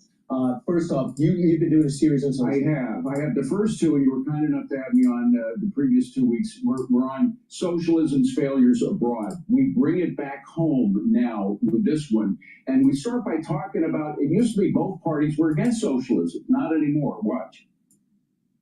Presidents Ronald Reagan and FDR represented different parties, but both recognized that government safety nets could suffocate our free market if they grew too big. In the State of the Union address in 1935, FDR said, quote, "Continued dependence upon relief induces a spiritual and moral disintegration, fundamentally destructive to the national fiber." Ronald Reagan put it more simply. Government is not the solution to our problem. Government is the problem. Since then, government has grown far bigger than either could have imagined. But American socialists insist that government's not big enough. They suggest that all our needs, including food, housing, and health care, are a national right. The socialist who wants to be the next mayor of New York has even suggested a government takeover of private housing. We'll have to go beyond the market. We won't decommodify housing overnight, but we know what we have to do. Decommodify is Marxist newspeak for removing the tradable value of an asset. But do American homeowners really want to see their single most important asset lose its value? As for public housing, whether in the South Bronx or Chicago, most of those experiments have ended as filthy, crime-ridden failures. Socialized medicine isn't much different. Even Bernie Sanders now admits that Obamacare hasn't fixed healthcare. Remember, right now, our healthcare system is broken. Ronald Reagan would remind Bernie that Obamacare and fully socialized healthcare systems are broken because there's too much government, not too little. Both major political parties used to agree that what made this country the most prosperous in the world was our free market, not socialism. Mamdani's talk, the way he speaks is filled with this Marxist jargon. Of course, he's got that smile, and he doesn't call it Marxism, but that's exactly what decommodify means in terms of housing. New York City relies on tax revenue from housing, from property taxes, more than any other particular tax that we get. If in fact that revenue goes away, this city's going to go broke in no time flat, in a New York minute, as we like to say. So does he control the taxes anyway? No, but he has a lot of friends. The folks in Albany are watching very closely because the left-wing forces in the city are also reflective of what's happening in Albany. Albany, the capital of New York. So you see what is happening here, spreading there. If he is successful, or at least gets a lot of good publicity the first year, which he probably will from the New York Times, etc. They're against him now, kind of, but they're gonna. I suspect they're gonna change, and his smile is gonna win them out until the payments come due, and then the whole city's gonna go down. It will, and the president is not going to be a friend in the Oval Office. He's made that clear. Because it feels like it's throwing money out the window if you give it to him. All right, David, great series. I'm learning a lot. Thanks for giving me the time. Decommodify. That's a new word. Decommodify. That's my word in today. Marxist lexicon. Yes, that's my problem. I don't have a Marxist lexicon. I'll get you one for Christmas. If you don't mind. Yeah. I'm Steve Ducey. I'm Brighteon Channel. And I'm Ainsley Earhart. And click here to Please go to my store, the-studio-reykjavik.com, and get the collagen. Collagen is dual purpose. It'll help with your skin, your hair, your nails, but also your musculature, your bone density, and your joint health. Take it every day. It's a month's supply. It's a powder. You mix it with soft foods, filtered water, a smoothie, or even with milk. I mix it with soft foods like hummus. You can mix it with yogurt or applesauce. That's another great way to do it. But take collagen every day. Really important. And do resistance training to help with your musculature and your joint health. Please go to my store, the-studio-reykjavik.com, and get this very high quality collagen.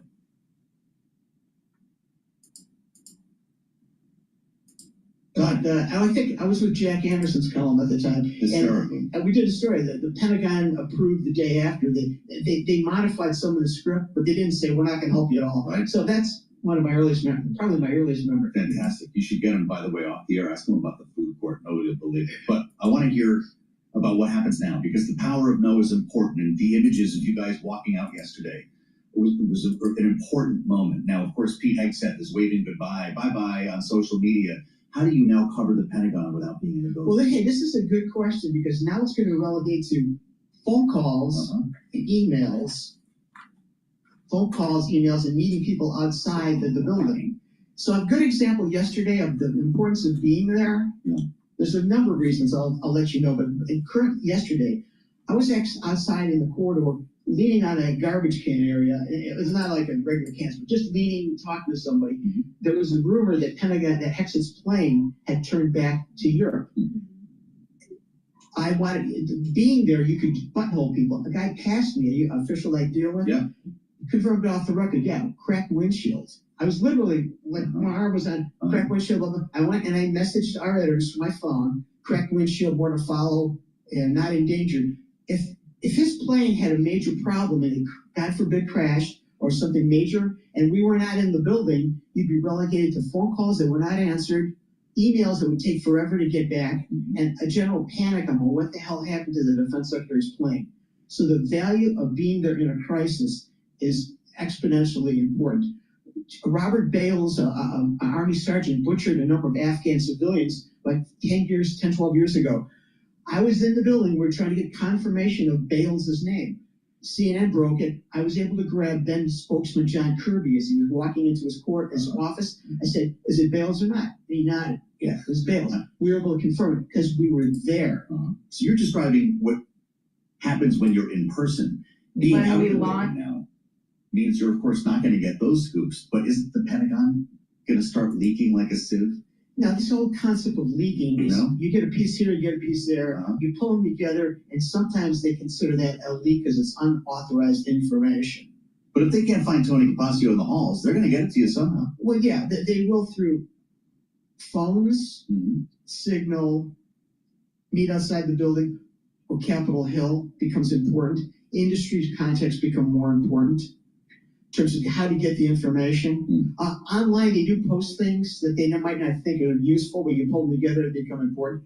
Can I give a couple reasons why it's important for the press to be in the building that have been lost in the debate? Yeah. 50% of the discretionary budget that Congress passes, exclusive of Medicare and Medicaid, is spent by the Pentagon. They're asking for like $1 trillion next year. $1 trillion, all-time high.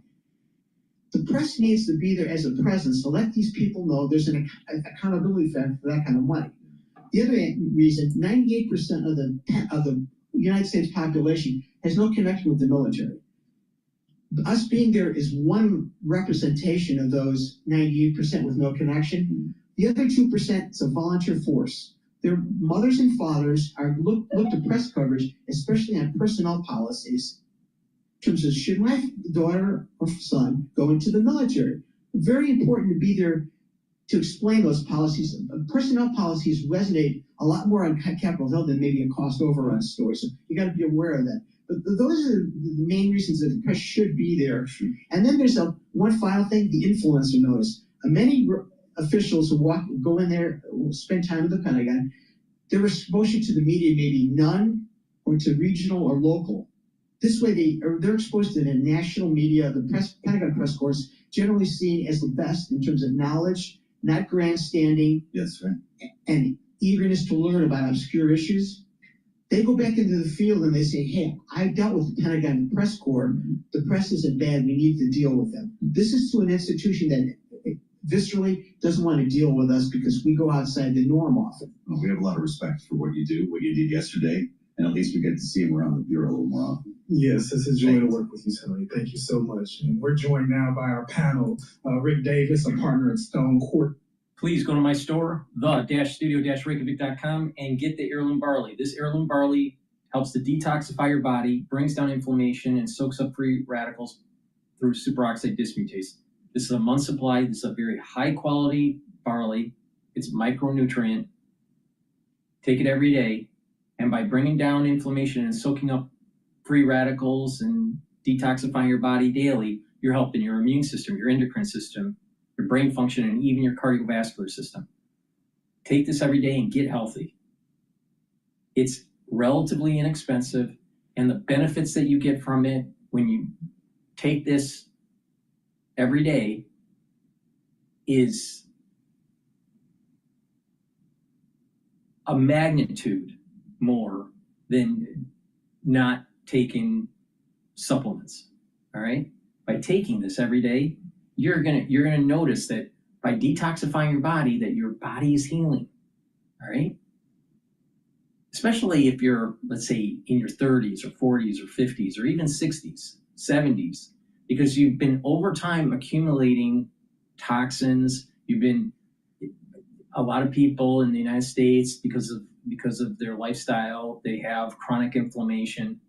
They're stressed out and they're building up lots of free radicals. But if you're soaking these up regularly, by taking this and doing it every day, you get these compound benefits. And your body starts to heal. Your immune system starts to get better. Your different organ systems start to function better. Your brain function starts to improve. If you have inflammation at the cerebral level, you're damaging your neurons. Well, if you damage your neurons to a point where they can't be rebuilt, that's permanent damage.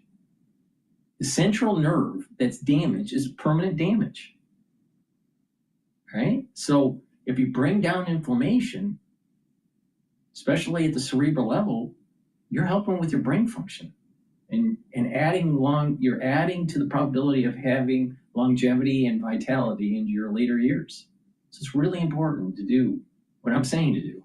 So please go to my store, get the heirloom barley, and you're going to benefit from taking this when you're doing it regularly, a magnitude far more than a control group that's not. So please go to my store, use discount 5, you get $5 off any order. The link is in the description of this video and all my videos. Click the link, it's the-studio-reykjavik.com. Just saying this shutout, or at least this attempt to censor and control that's happening. And I think that, we absolutely should see more in-depth coverage of the Pentagon, just out of sheer curiosity about what it might be that they're hiding and why is it that they're trying to control the message about what's going on there. So I do hope that reporters certainly see this as an opportunity to ask more questions, to be more inquisitive, to bring to the American public as much detail as possible, because there's clearly something that is nefarious that's happening that this administration thinks, the public shouldn't be as close to, and barring the press, is really a blockage of our constitutional rights to know what's going on. So I do hope that the reporters really seize this opportunity to dig deeper. Yeah, you're going to see a lot of people digging in here, I think, Aisha. It's good to have you back. Aisha Mills, Principal Community Asset Management, our Democratic strategist, alongside Republican strategist and Bloomberg Politics contributor Rick Davis. They'll be back with us for a much deeper dive in our second hour here on Balance of Power as we welcome our global television audience. Mario Parker will be back tomorrow. Thank you, sir, for a great conversation, as always, right here on Balance of Power on Bloomberg Radio, Satellite Radio, Channel 121, and on YouTube. Now you know what Mario looks like. Search Bloomberg Business News Live. We'll meet you in the studio with much more ahead here. We'll get an update on the government shutdown, day 16. Jack Fitzpatrick will be live on the Hill coming up next on Bloomberg.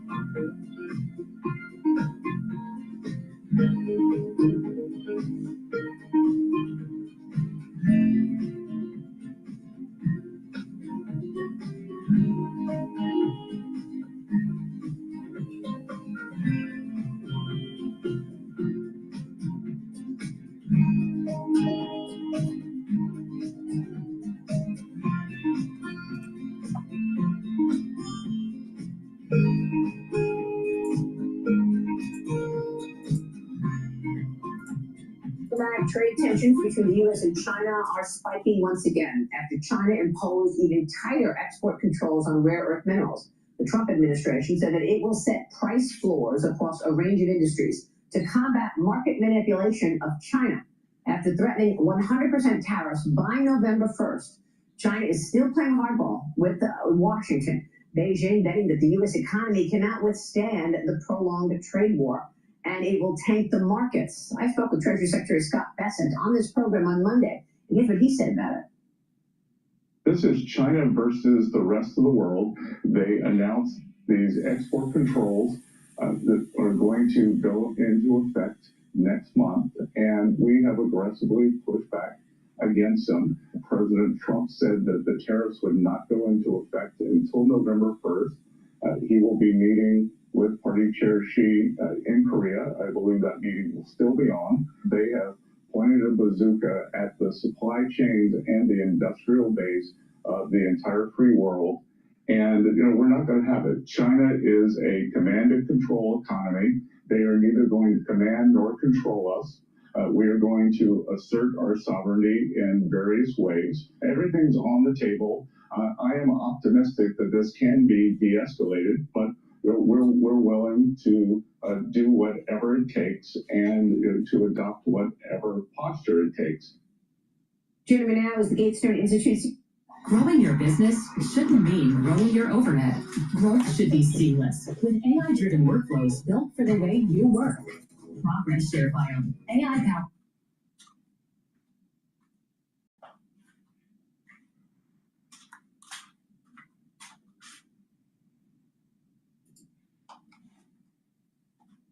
Joining me now is the GETTR Institute Senior Fellow, Gordon Chang. Gordon, great to see you.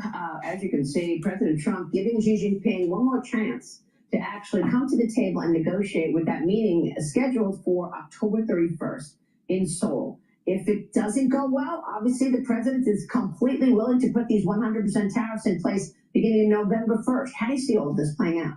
Yeah, well, people don't like 100% tariffs. They don't like price floors. They don't like the federal government taking equity stakes in Intel and other companies. But the point is, this is an emergency situation, Maria. And so we've got to take some extraordinary measures. China has this industrial policy, which it is using to target the United States. We need to defend ourselves.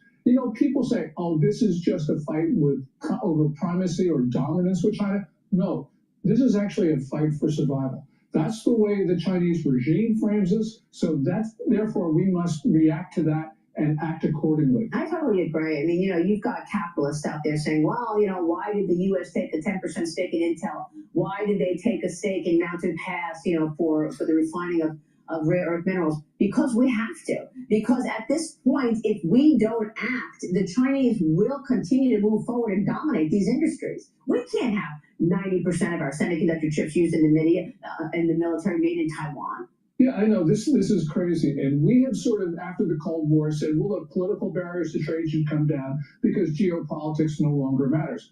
Well, geopolitics now matters. We see the Cold world dividing. And so at this point, we need to get our allies with us, our friends and partners, and we need industrial policy to get through a very, very difficult period. Yeah, and I know that that's been President Trump's priority, ensuring the safety of America. The national security issues are paramount. There's an important meeting coming up in China that you just mentioned to me during the commercial break. Walk us through what's about to happen in China, because this is really key. Yeah, the Central Committee of the Communist Party is going to hold what it calls its fourth plenum, and on the agenda is the next 5-year plan, measures to stimulate the economy.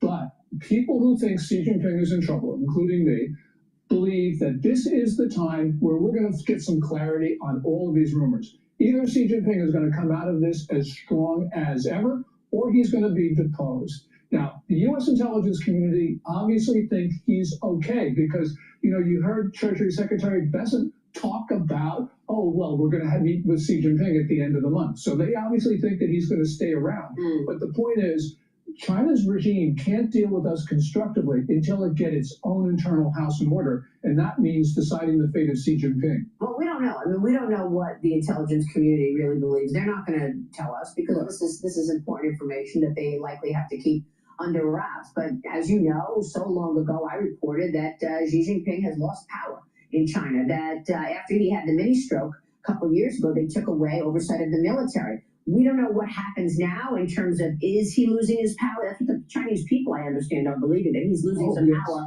So tell me when this plan is happening. It starts on the 20th, and it's scheduled to end on the 23rd. 10 days before President Trump meets with Xi Jinping. Right. So going into the meeting that President Trump has with Xi Jinping, President Trump will know how strong or weak Xi Jinping is. Yeah, and we saw President Trump's Truth Social posting talking about Xi Jinping's bad moment. And probably what he was referring to were the problems inside the Communist Party, where especially in the military, Xi Jinping probably has lost a lot of influence. We see certain things that do not happen if Xi Jinping were in control. That's right. And he's also been losing some of his underlings.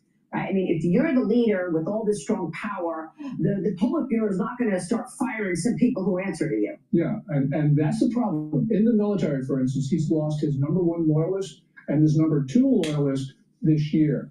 So right now, all things are up in the air because the Communist Party's military is the most important faction in the government. Yeah, so why do we have all these Chinese companies trading on U.S. exchanges that are tied to the Chinese military is the question that I keep asking. The president has serious economic levers to pull. He hasn't done it yet because I know that he probably doesn't want China to react so significantly negatively, but he's got that power, President Trump does. Yes, and he'll use it when he believes that the time is right. I agree. Now, Chinese authorities in the eastern Shandong province reportedly seized up to 60,000 maps that they say mislabeled Taiwan's governance, Gordon. Authorities also claim that the maps left out important islands in the South China Sea.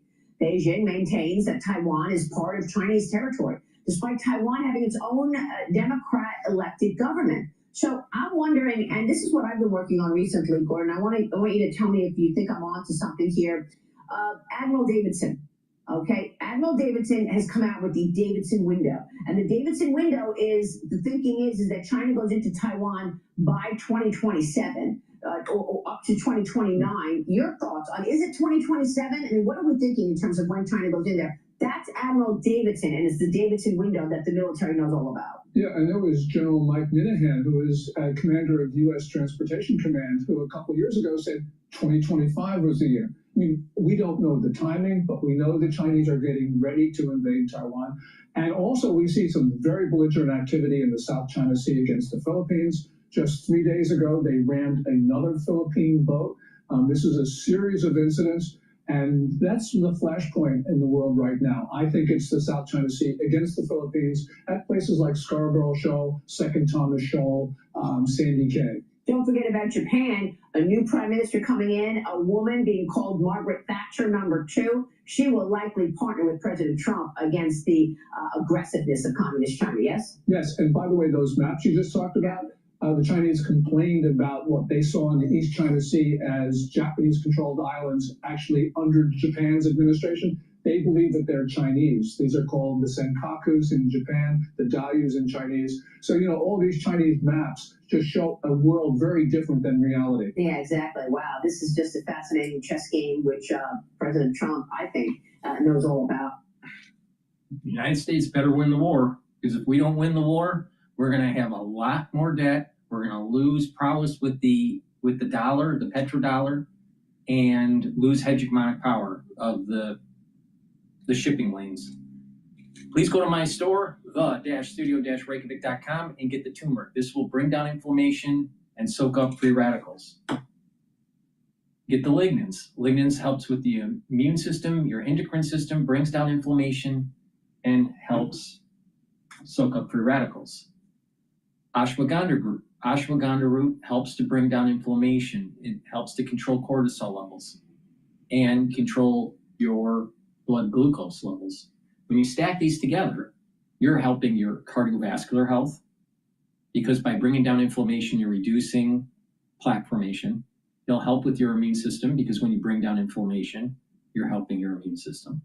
And by bringing down inflammation, you're helping with your brain function. Super important stack to take every day to slow down the aging process. This is part of my anti-aging protocol. In addition, take this during the fall and the winter to boost up your immune system so you can weather the storm of what's coming. It's really important for you to take the stack. Get the turmeric, get the lignans, get the ashwagandha root, take it during the fall and the winter to boost up that immune system. use discount 5, all caps, discount 5, and you get $5 off any order. Click the link in the description of this video. That will take you to my website. It's the-studio-reykjavik.com.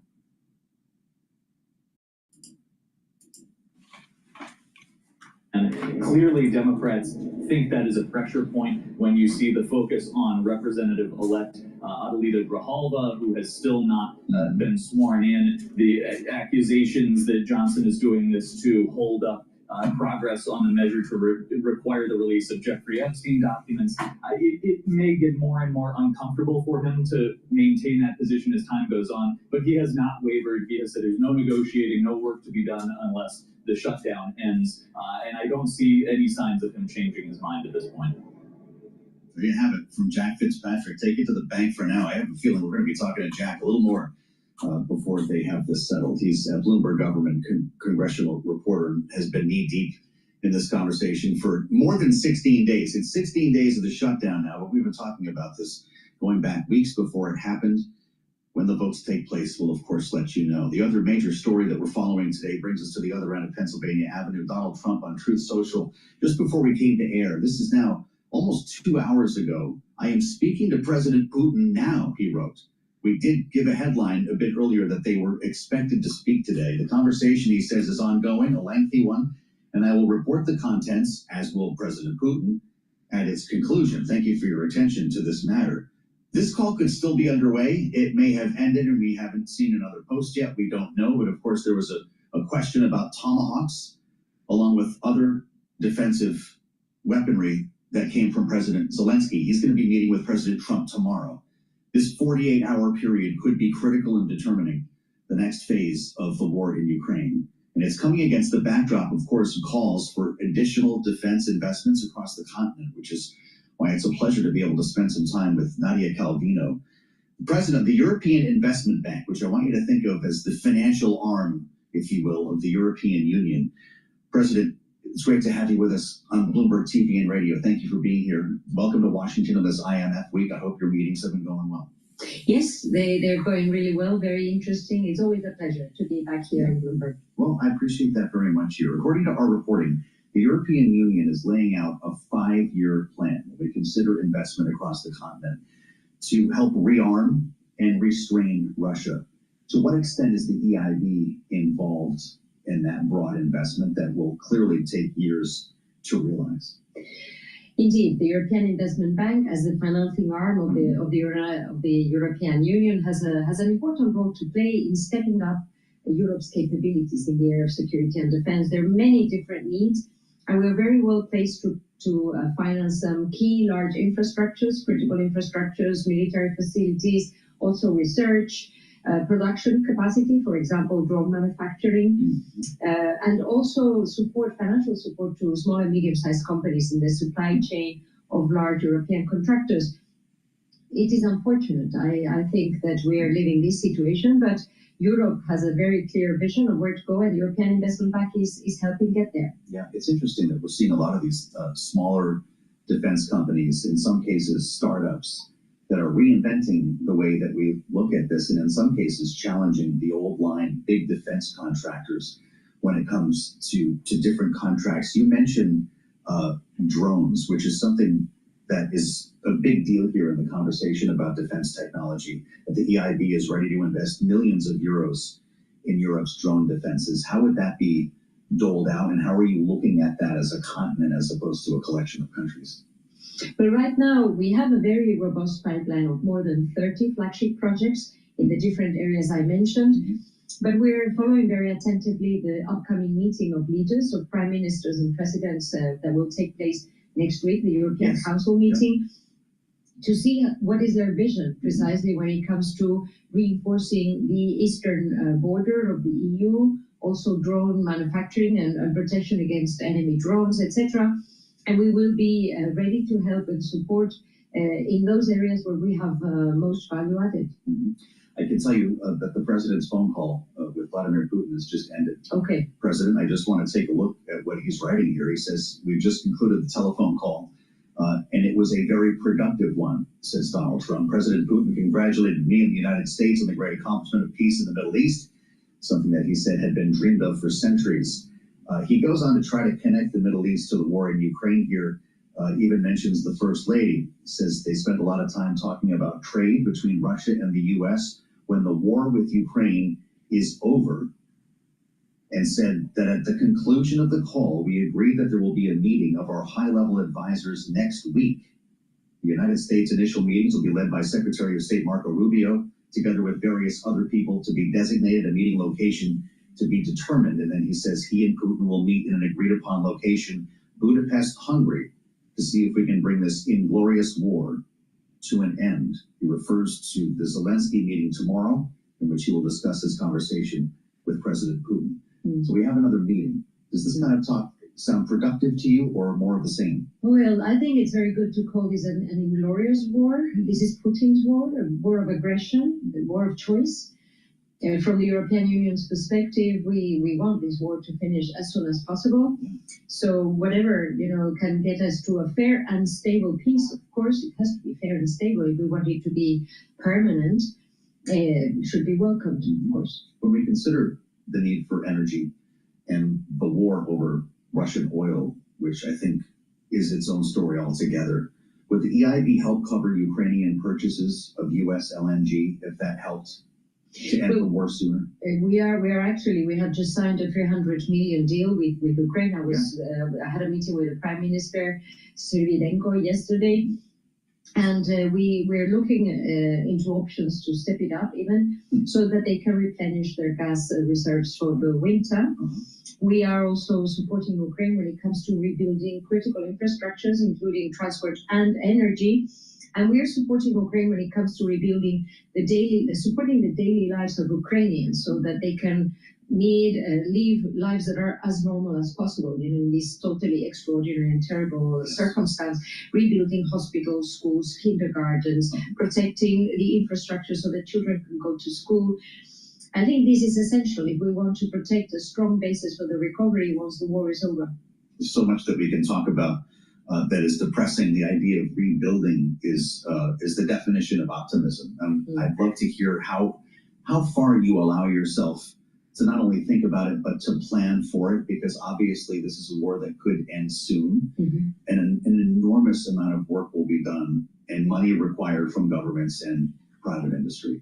How far have you planned this out? I am very grateful for your question, and I'm going to also smile, when I say I actually think I am very confident that Ukraine will bounce back very strongly once the war is over, because I have seen the determination, the resilience, the commitment of Ukrainians. I have also seen the very strong infrastructures of the country, and we have been supporting them for more than 2 years to make sure that the country has a strong basis on which to build this reconstruction, and also to pave the way for a successful accession to the European Union. So I am confident, we just need Putin to stop the war, and then we can move on to a new phase which can be more constructive. Is rebuilding Ukraine years or decades? I tend to think it's years. Actually, because we're talking about a country that continues to live a quite normal life, in these circumstances. The government has managed to keep a financial management which responds to a normal budget, to a normal administration, despite, of course, the immense needs that are related to the war. And so I think that the sooner we can move to the next phase, the better. That is obviously a best case scenario, I guess, at this point. When it comes to European commitments like the one that we mentioned for buying U.S. LNG, do you want to see a matching commitment from the United States? Or do you think the administration has done what it can, at least financially speaking? Well, right now, I think we all have to focus in supporting Ukraine, and obviously military support is of the essence. European countries are clearly stepping up their support, not only to protect ourselves, to protect the European Union, but also to support Ukraine. Countries are taking quite novel, quite innovative measures to provide this support. And I think this is the essential thing so that we can see an end to the war. And then we will have to see how everybody contributes to supporting the recovery of the country. Fascinating to spend some time with you, President Calvino. Thank you so much for being with us today in Washington, here on Bloomberg. I hope the rest of your IMF week is productive. Thank you. Stay in touch with us and come see us again, because this is a story that's very important to us and one that's not likely going away anytime soon. President Trump's call with Vladimir Putin has just ended. We'll have much more on this ahead, remembering that at this time tomorrow, we'll be talking about his meeting in the Oval Office with President Zelensky. I'm Joe Matthew in Washington. We'll assemble our political panel next, right here on Balance of Power on Bloomberg.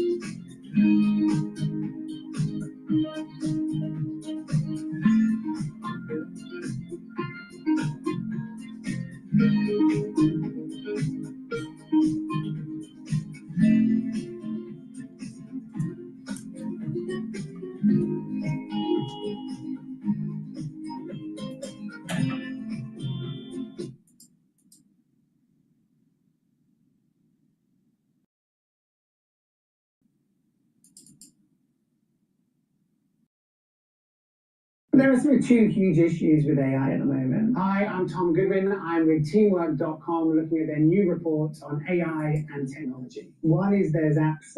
You've hit on the nub of the issue. The Americans have been trying for years to pivot and focus on the Indo-Pacific. And allow me to pivot very briefly, I hope, to Russia and Ukraine. Once the Russians prove they can't even reach Kyiv, never mind reaching the Atlantic to then glare malevolently at the United States, at that point, the MAGA Americans who are preparing to come into power say, both to themselves, the American electorate, and then to the Europeans, guys, the game's up. You got this one. Yeah. You've got to sort yourselves out. You've got to defend. We will stick with you if you do defend yourselves, but we are focusing here. Now, I promised we'd be joined by all the cleverest people here at Channel Literature Festival, and I wasn't lying, so here's another one for you. It's the broadcaster, author, and foreign policy expert Tim Marshall. He's here at the festival discussing the 10th anniversary edition of his book, Prisoners of Geography. Hello, Tim. Hello, Hugo. Unfortunately, that version of Tim couldn't be here. Well, here I am. You know what? I'll take the one I've got. Let's start off by talking about China. In Prisoners of Geography, you looked at China's rising influence and its battle for supremacy with the United States. That was in 2015. A lot's happened in the last 10 years in that regard. It has. You get some things right, you get some things wrong. But what I was feeling towards 10 years ago was that we would go back to a form of bipolar world and a form of Cold War.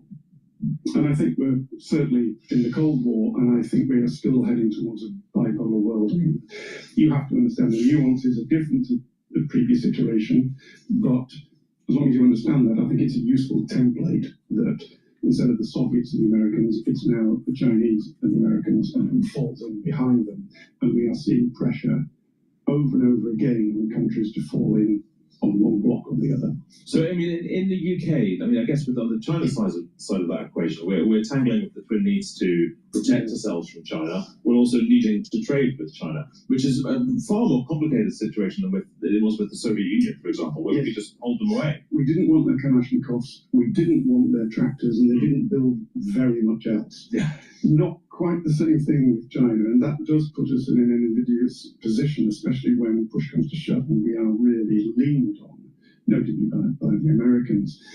But there's a balance to be had, and I don't think we're doing it very well. I don't think we are quite tough enough when it comes to national security, and the Americans are very exasperated with us about that. But, you know, push comes to shove, and they will both push and shove. We will fall in mostly into the American bloc. Do you think there is something about, I'm fascinated by what the American view is of our relationship with China and how we're adapted to China. So the extent to which America's been kind of sort of, has looked a bit like it's been trying to push all its traditional allies away of late, which obviously, if we're talking about a bipolar world, means that they're going to be attracted somewhere else instead. Do you think the White House has a slightly different view about that than they perhaps had 6 months ago? Well, only a little bit. Right. Yeah. You've hit on the nub of the issue. The Americans have been trying for years to pivot and focus on the Indo-Pacific. And allow me to pivot very briefly, I hope, to Russia and Ukraine. Once the Russians prove they can't even reach Kyiv, never mind reaching the Atlantic to then glare malevolently at the United States, at that point, the MAGA Americans who are preparing to come into power say, both to themselves, the American electorate, and then to the Europeans, guys, the game's up. You got this one. Yeah. You've got to sort yourselves out. You've got to defend. We will stick with you if you do defend yourselves, but we are focusing here. I mean, that's not quite how they put it, but that's what underpins it. Sure. Yeah. And I agree with you that in the past 6 months, perhaps some of the more nuanced things have been got into Mr. Trump's mind. That it is good to have friends, but what they have bet, what they have gambled, I suspect, is that they know, push comes to shove, which way we will line up, and we will line up behind them. And you saw what happened in, I've called it Smarm el Sheikh, but in Sharm el Sheikh this week, I mean, the smarminess was off the scale. You saw naked American power and everybody lining up behind it because they're frightened of annoying them. So that's what they bet. They have something called strategic restraint, where we all pretend that they're the first amongst equals when really they're just first amongst equals. But they have dropped because the MAGA Americans are robust. Yeah. So they've dropped that pretense and they've said, we're in charge, make your choices, and if you make the wrong ones, you're on your own. Yeah, sure. Look, your book, which became a huge bestseller, is about how geography determines history. You say, for example, that China will never end up at war with India because of the Himalayas in the way. What can that theory tell us about China and Europe? That's less geographic, except that the fact they've built out their economic empire worldwide. What the Himalayas prevent major mechanized warfare between India and China. Of course, there are other types of war available. Yes. Yeah. Well, yes. Yeah. What they do in Europe is both invest in ports. They own, huge amount of real estate in European ports. They invest in our companies, not least, according to the Times story today, which I tend to believe that in our national security infrastructure companies. Yeah. They invest in our nuclear industry. They're trying to build an embassy where some of our most sensitive cabling will run right underneath it. And we are still asleep at the wheel because their relationship with Europe is that we can get right inside these guys because they're wide open. We can't get inside America because they have for years been arguing, accepting there is this threat, and we are still asleep in the wheel. Yeah, I mean, we very much resisted the idea of there being a threat. So I guess, look, to link both these points we've been discussing together, how worried is America about us? us about our closeness to China, about our vulnerability to China? Does the stories we've seen this week, does that sort of confirm a kind of viewpoint among the Americans? Yeah, I mean, I'm not necessarily saying they're right, but they are certainly exasperated. And this story will further exacerbate their frustration with us. I mean, for example, our universities, the Chinese are so deep inside our universities because they're clever enough to realize about the long march through the institutions. I'm sure you know your Gramsci, and I'm sure they do, as they're nominally communists. But they have understood that the long march through the institutions includes the universities, and they are so deep inside our universities. They're deep inside everywhere, and the political class in this country, of many hues, some of them understand it, but for political reasons, kind of just put it to one side. The national security class warn them over and over again, and are not properly listened to because of trade. I mean, it is a very, very hard choices that have to be made. Yeah, indeed, and it just all seems so particularly sharp this week. Look, thank you very much indeed. Thanks again to Tim Marshall. Tim's been here at the festival discussing the 10th anniversary of his book, Prisoners of Geography. Great speech to Tim. The Ukraine that could reach Moscow. You know, he spent very little time, really sort of re-litigating with Putin the idea of, a peace deal right away. And now we have completely a reversal of that, seemingly. I mean, I don't want to speak too hastily that somehow tomorrow's meeting with Zelensky isn't going to be a good one. Zelensky wants a deal too, right? Zelensky wants peace. And that whether you like it or not, that's going to run through Donald Trump. And so Zelensky's got his own capabilities to influence the president, and certainly is on the right side. So let's see what happens. But you keep your fingers crossed, because the only thing worse than a government shutdown is Zelensky in the Oval Office. Oh, wow. Does this mean no tomahawks, Rick, or we need to wait for tomorrow? I think you got to wait. Look, Donald Trump's an unpredictable character. He makes the point that you really don't know what you're going to get, when you open up that box. And I refrain from saying he's a box of chocolate. And yet at the same time, the wheels have been in motion at the Defense Department to queue up tomahawks. And so the idea that this could be something that could get done was, I think, pretty acceptable to the defense establishment. So we'll see. I'm not ruling it out, and I'm not ruling out other support that we could give to the Europeans in order to help support the war at this stage. Aisha Sisi asked the question, does this come down to whomever speaks to Trump last, who wins the war? I mean, is this middle school? Like, this is, I don't know, guys. I just think that all of this is just completely frightening and preposterous. That this is how we're literally talking about, we're not talking about peace or the Ukrainian people or the stability of Europe, which are really the conversations we should be having. We're talking about whether our president likes a guy. It's completely, nerve-wracking to me. So I do hope that, this goes well. But frankly, I'm not confident that it will.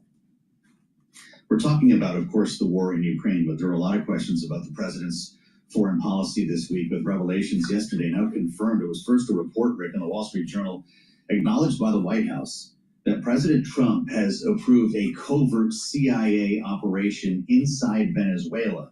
They are apparently not armed and engaged, but they are obviously busy there and potentially setting the stage for an operation that could be larger. We've now blown up a half dozen boats coming out of Venezuela, said to be carrying drugs. Maduro government is outraged by this whole thing. But what do we think the CIA is up to there, if not actually mapping targets for what could be an attack by the United States?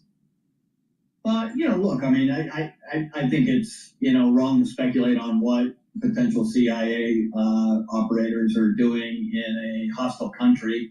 The reality is there's a lively opposition there that needs help being organized and supported. So it could be something as benign as domestic politics. And yet, on the other hand, this president seems to be on a war footing with Venezuela. Not only has he attacked these drug runners coming out of Venezuela, but They've also moved a lot of big military assets, submarines and frigates and destroyers into the Caribbean to be staged near Venezuela. And so, this is a president that means business. I don't think we should discount the fact that he's prepared to pull the trigger on any kind of kinetic effort to engage the Venezuelans. I guess the question that I would raise is, what's the outcome? I mean, what has been asked of the Venezuelans and the Maduro administration in order to solve this problem? It is now a shooting war, and the question is, over what? It's a great question, Aisha. The president said yesterday, it's over. It's Venezuela it's over the drug running that's going on. In addition, it's showing the military prowess to the Chinese, and maybe even flexing some muscle with Putin. That my concern is that this president is making really broad blanket statements with absolutely zero evidence. It's alleged that these boats that he's shooting up are presumably, bringing drugs or whatever it is, but do we have real evidence and proof of that? Congress doesn't know what's going on. The president has not issued us anything that really will help the American public understand definitively why Venezuela is suddenly the biggest threat to the United States that warrants this type of action. And that's my concern, is the complete and total lack of transparency. Frankly, just, take his word for it, because he, bellowed out something. And we know that much of what he has to say is misinformation, disinformation, half-truths, and a lot of poking out his chest and making declarations. Trump orange man bad syndrome again on Bloomberg. That they carry this out. Why? So, a lot of questions with our panel. And both of those individuals, Aisha and Rick, they manage portfolios. Would you want a dumbass like that to manage your portfolio? Of course not. Please go to my store, the-studio-reykjavik.com, and get the C60. C60, you can get it in MCT coconut oil, extra virgin olive oil, or avocado oil. Now, C60 is a carbon molecule, 60 carbons in a molecule. It's 1,000 times more potent than vitamin C, and it's going to soak up free radicals. By soaking up free radicals, you're reducing stress in the cell. And by reducing stress in the cell, you're going to help your mitochondria, and your mitochondria will produce more ATP. Your cells will perform better. You'll have more energy. Your immune system will improve. Your vascular system will improve because you're soaking up free radicals at the vascular level, reducing plaque formation. It'll help with your brain function because it'll help with the health of the neuron. So it's a great way to get healthy. Take a teaspoon a day every day. I've been taking this since 2016 every day. It's a great way to slow down the aging process. And if you stack it with NAD+, resveratrol, ubiquinol, clarity factor, that's a great way to soak up those free radicals and really slow down the aging process. Take a teaspoon a day every day, preferably on an empty stomach in the morning.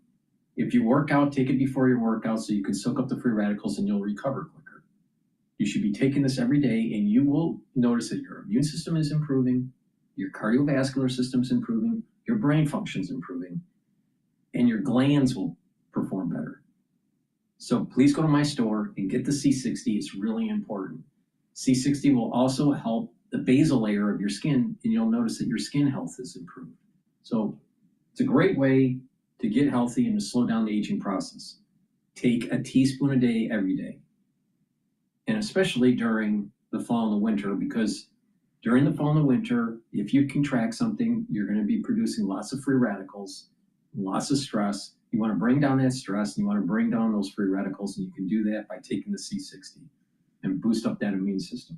So please go to my store, the-studio-reykjavik.com, and get the C60.